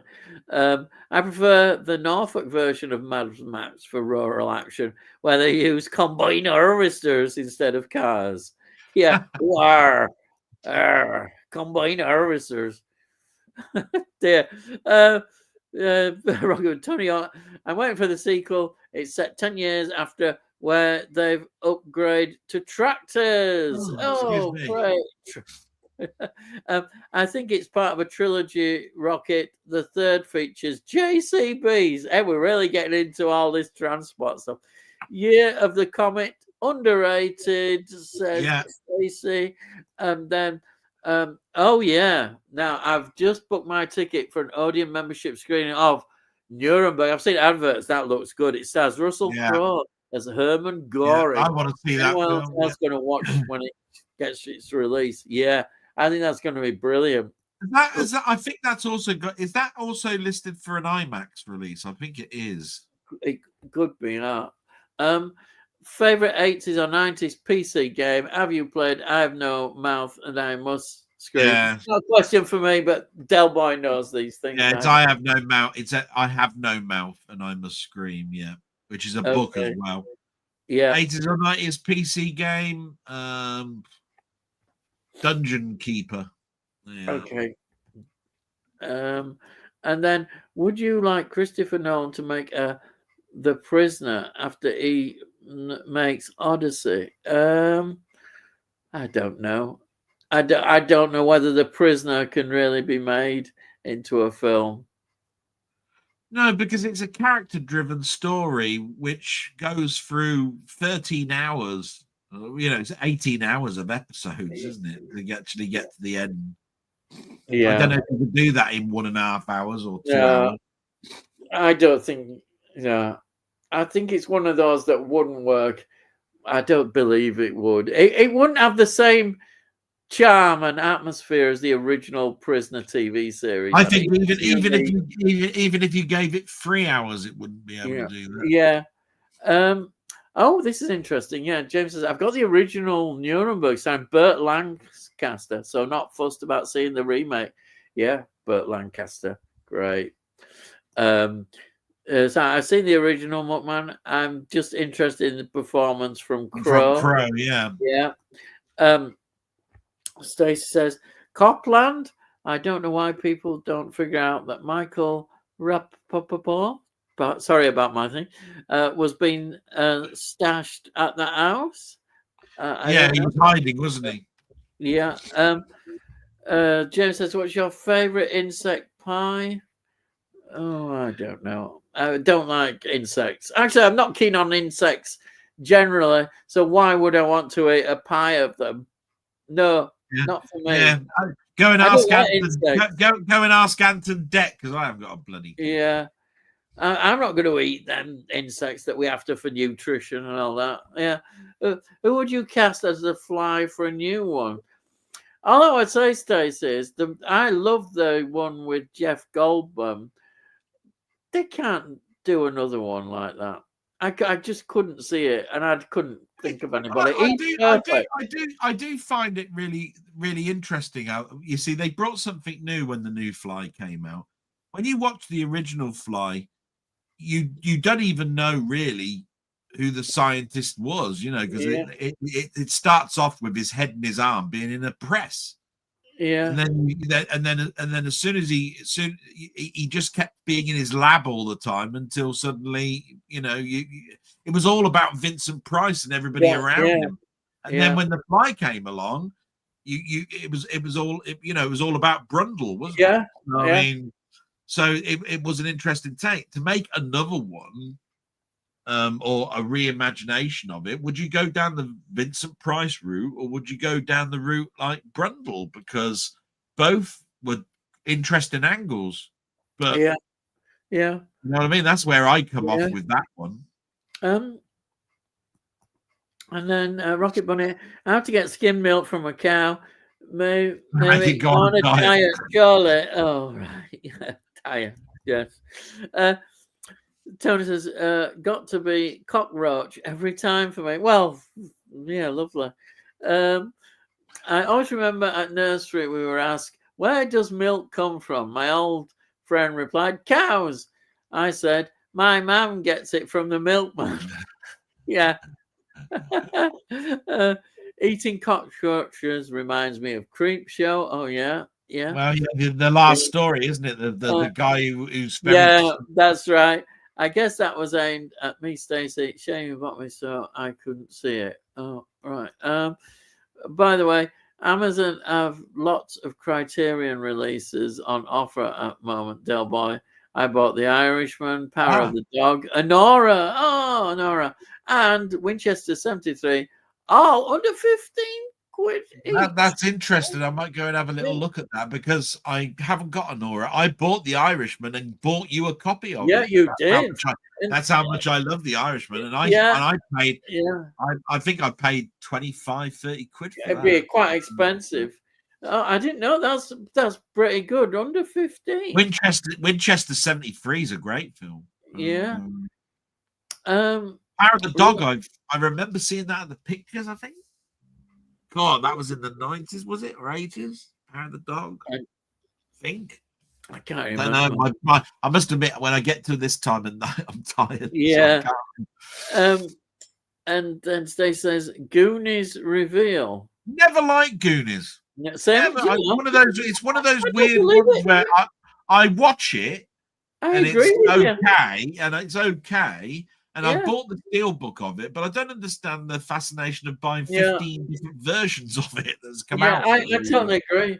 I totally agree with you. I never quite understood the Goonies fascination. Maybe it's because when it came out, I mean, I was quite a Stockley person, still am, and they always used to, everybody at school used to try and find another fat boy or something that they could actually.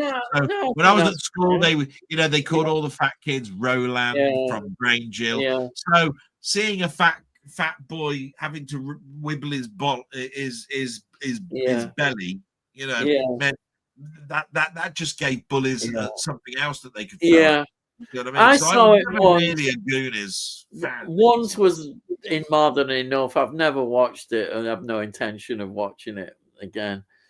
And then Fast and Furious is embarrassingly bad, really, really bad. Laugh out loud. It probably would be for me actually, because I'm not. It just doesn't appeal to me at all. The Ocean's films aren't 90s. That's why. Oh right, okay. No, I said why wasn't the Ocean's films mentioned? Actually, that's really weird. But the Ocean's films came out in the 60s. Yeah. Because you got the original, so why can't you choose that then? Yeah. Fast and Furious peaked at 5. After that, it went into a make-believe. I didn't watch that many of them. Yeah. So there you go with that. Favorite Barry Norman segment of the program. God, that's because I was talking about Barry Norman. Yeah, I do remember him a lot. I used to watch it all the time. But he did do a clip of. You see, there's several things that I remember of Barry Norman. When he showed a clip, he showed this fantastic clip of Akira. He did this fantastic. He did the clip, as I said, of A Simple Twist of Fate. There's a number of ones where I just remember the clip for some reason. After his review, and it always go, and why not, and all of this sort of stuff. Yeah, yeah. But that's right. Yeah. So I mean, I couldn't believe what he was saying about Akira. I didn't agree with him. I think he was very stuck in his ways in regards to foreign films. I don't think he didn't watch all like it probably was. Jamie says Barry Norman does Dallas. Oh. Tony says, does he do it with Debbie though? Oh dear. Why not? Why not? Yeah, there it is. Everyone will laugh. There, Tony laughing. And Si says, "Well, do you think that Barry Norman ever said that for this money shot? If you get what I mean." Do you think? Do you think Barry Norman ever said that for his money shot? Yeah, possibly. Yeah, I think it came from Spitting Image, didn't it? Yeah. And then he had a Spitting Image puppet. Yeah, and why not? Yeah. Kevin Spacey in 7 for best thriller villain. Okay.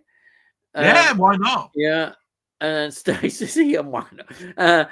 Al Pacino, Harvey Keitel, Jamie Lee Curtis. Pick up one activity for each celebrity. Go to fish and chips with. Go to Blu-ray shop. And go to the beach with. Well, I'd go to the beach with Jamie Lee Curtis. I'd go to the fish and chip shop with. Go to the fish and chip shop with, I don't know, Al Pacino, and I'd go with a Blu-ray shop with Harvey Keitel. Yeah, I'll pick the same. That's a quick one. Yeah. Well, there's only Jamie Lee Curtis you go to the beach with. Yeah, Christ. Yeah. Can you get that bikini on any quicker? Can you get that bikini on any quicker? Jesus. Yeah. Right. I'm down there right now. Yeah. A Blu-ray shop. I think both of them would be showing off their films, so I wouldn't know which one to pick. Yeah. Anyhow. Thriller Villains, Choi Ming-sik in I Saw the Devil. All right, yeah. Yeah, that's a good one. Jamie Lee Curtis, Beach Shop, Pacino and Chips, Cartel.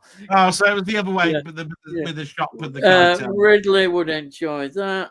And then Hannibal Lecter isn't really the villain in Silence of the Lambs. Yeah. It's Ted Levine as Buffalo Bill. Yeah, he's quite true. Right. Yeah, quite right. That's right. Yeah. These questions are getting bloody stupid now. Eh? I don't think they're stupid, but the trouble is you have to give them thought, and the trouble is it makes it go quite long. It's difficult. Great answer, Tony. I think the same answers would be good. Stacey says that. Sandra, I'm blessed. Stacey has blocked me, so I can't see them. Phew. So says, I agree, Sandra, but I'm attempting to go with the flow. Stacey, what's the best movie you can watch every day if you had the motion picture? They are easy. I watch The Dead Zone for a day. Go on, I'll pick The Dead Zone. Why not? And then yeah, Hugh Grant can do pretty creepy now. He can Yeah, I just definitely. didn't think he was Yeah, sly. That was yeah. all. What is Stacey's best question of the night so far? So says, go to a live stunt show for Magnificent Seven or High Noon. Eh? Um, Yeah, would you go to a live stunt show for the Magnificent Seven or a live show of High Noon? Magnificent Seven in Magnificent Seven for planes. me. Yeah, yeah, yeah. Go that one. Yeah. Good question. Sorry.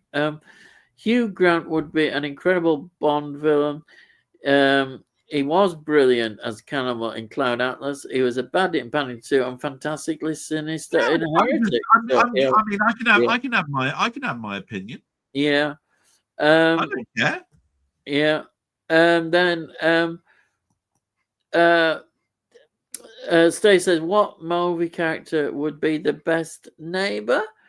Give Sandra a hand here, and she clearly needs one. Oh, What movie character would what be the character best would neighbor? be the best neighbor? Um, hey, oh, I don't Oh, I'm going to choose Doc Brown. Yeah. know. Back to the Future, Doc Brown. Yeah, Have, that would be a good one. have William Shatner as Captain Kirk. There you are. Have that. Yeah, Have Patrick Troughton as Doctor Who or something as your next door no, neighbor. I know what I'll have because I know he's not with us now, but I'd still have him. I pretend that he's back, which is Leonard Nimoy. What a great Yeah, why not? person to have living next door to you. Well, I don't know.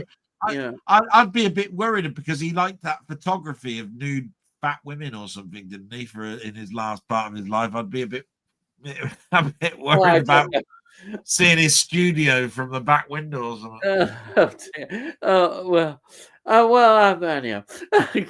Hugh Grant proved his acting chops in Heretic. I'd love to see him as a Bond villain. So I says, Yeah, I'm by myself. I don't care. yeah, I agree, McMahon. Hugh Grant is brilliant in The Gentleman too, as Jamie says. Yeah. Heretic was a bit of a hidden find for me earlier this By the year. way, I loved Heretic. Yeah. I loved Heretic. It was Yeah. all I'm saying is that I just didn't see him as a sly villain. Yeah. And I'll stick with that. I don't care. Yeah. And then so I said, I'm going to look into that, Dylan. Dal, I've got a novelization of The Sting, read it years ago. Yeah, I'm talking about the site, and I hope you find it. They used to do shooting scripts or film scripts to be able to follow along. And then Stay says, not interested remotely in Scrubs. I suppose I wasn't really. I just never watched it and never got interested in it. Kipper and the Corpse for me, Rocket Bunny says.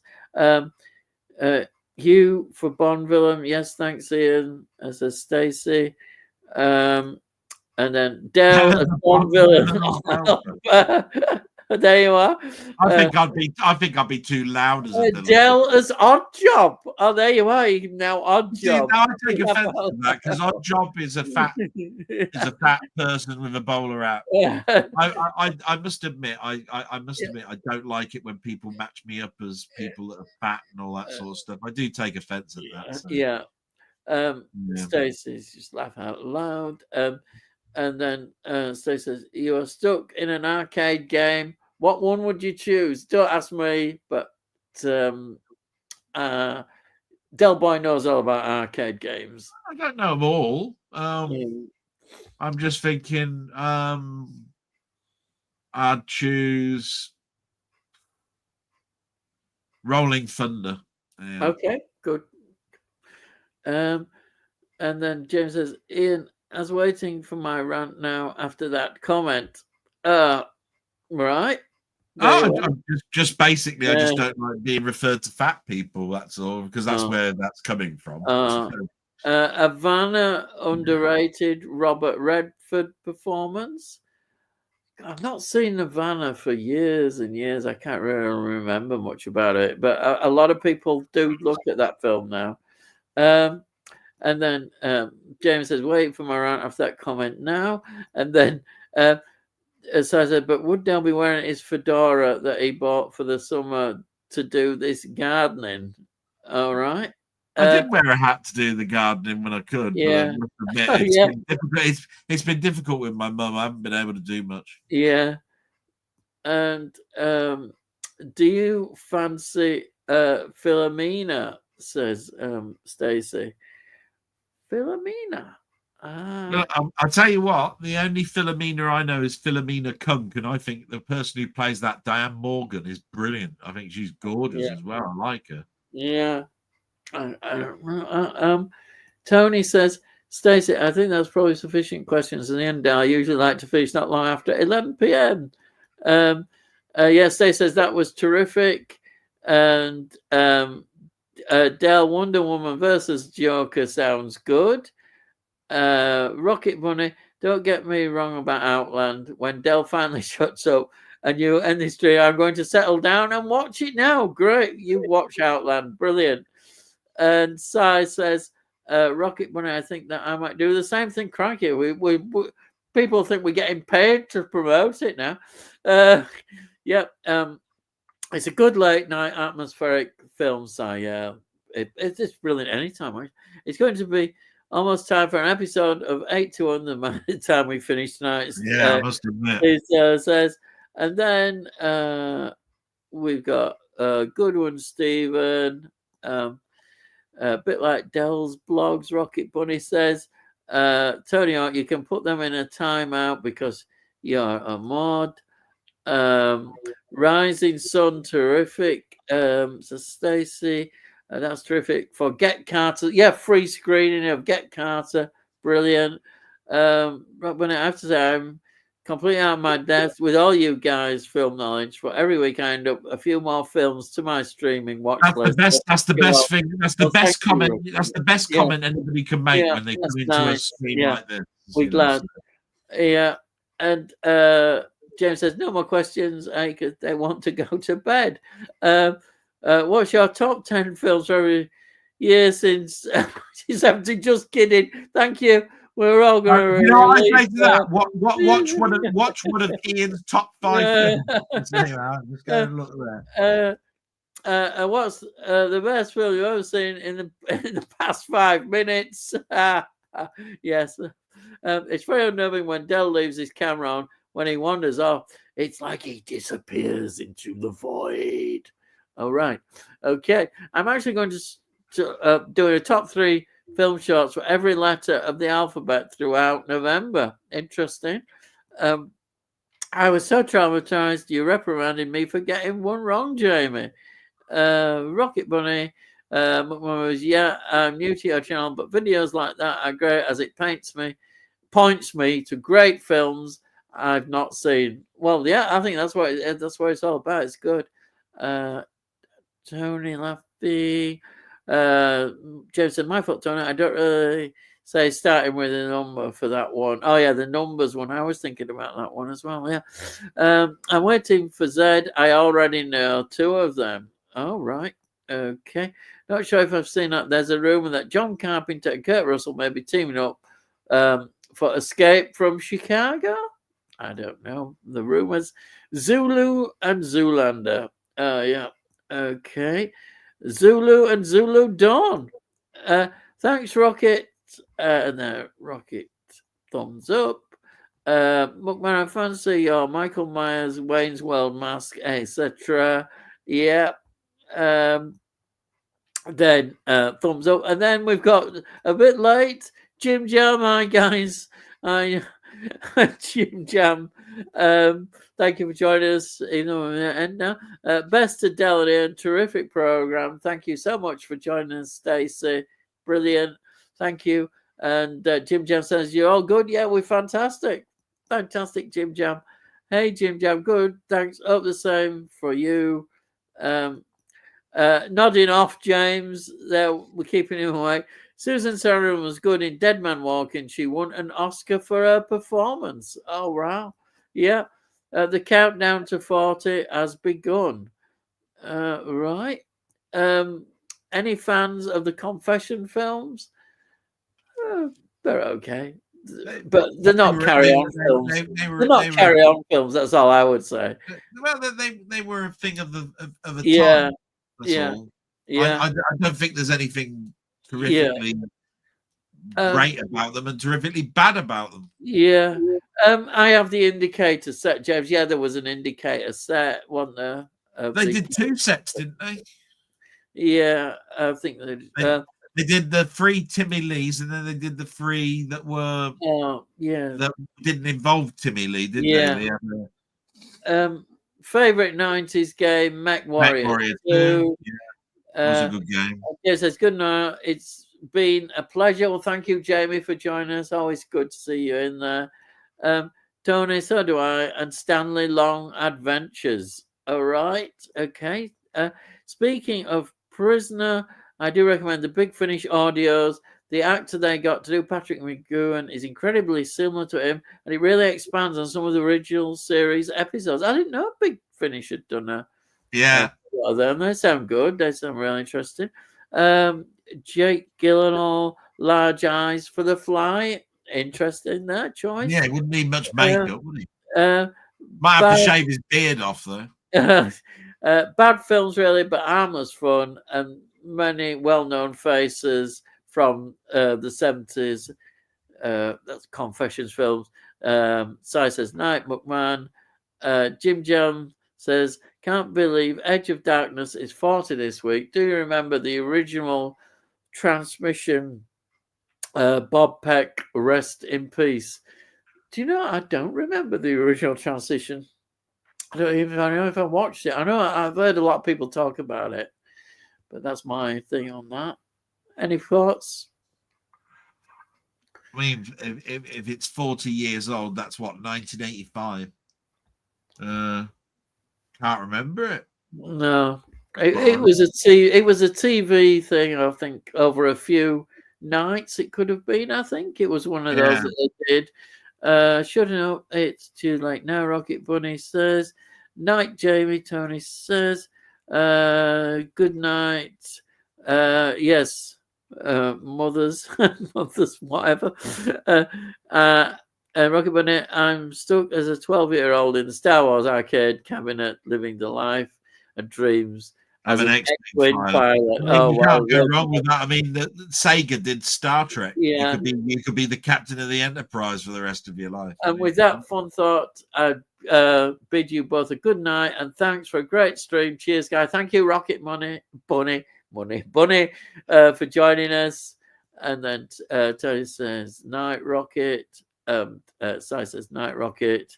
I feel bad, actually, because I haven't done a rant at Si. Let me have a good night, all. Thanks, Tony says. Next time that you choose the football over us, you can just piss off. Thanks, Ian and Delboy, for tonight's entertainment. Well, thank you, Si, as always. You've got a bit of a rant there at the end, but that's it. So, thank you, everybody. That was the last comment. I hope you've enjoyed it. We've enjoyed it. It's great. We'll be back again for episode 81 next week, and as we'll say our farewells. I just want to say I'm so sorry, but it's just I do get quite tired. That if I felt like Ian had to rush, I apologise, but I will do the end and say, and it's good night from me. And he says I missed it going for the stream, but yeah, sorry, and it's good night from him. Good night, which is what they always do. But my good night is always salute from Frankie Howard. And mine is always, I'll see thee again. Good night, everyone, and thank you so much for all the support.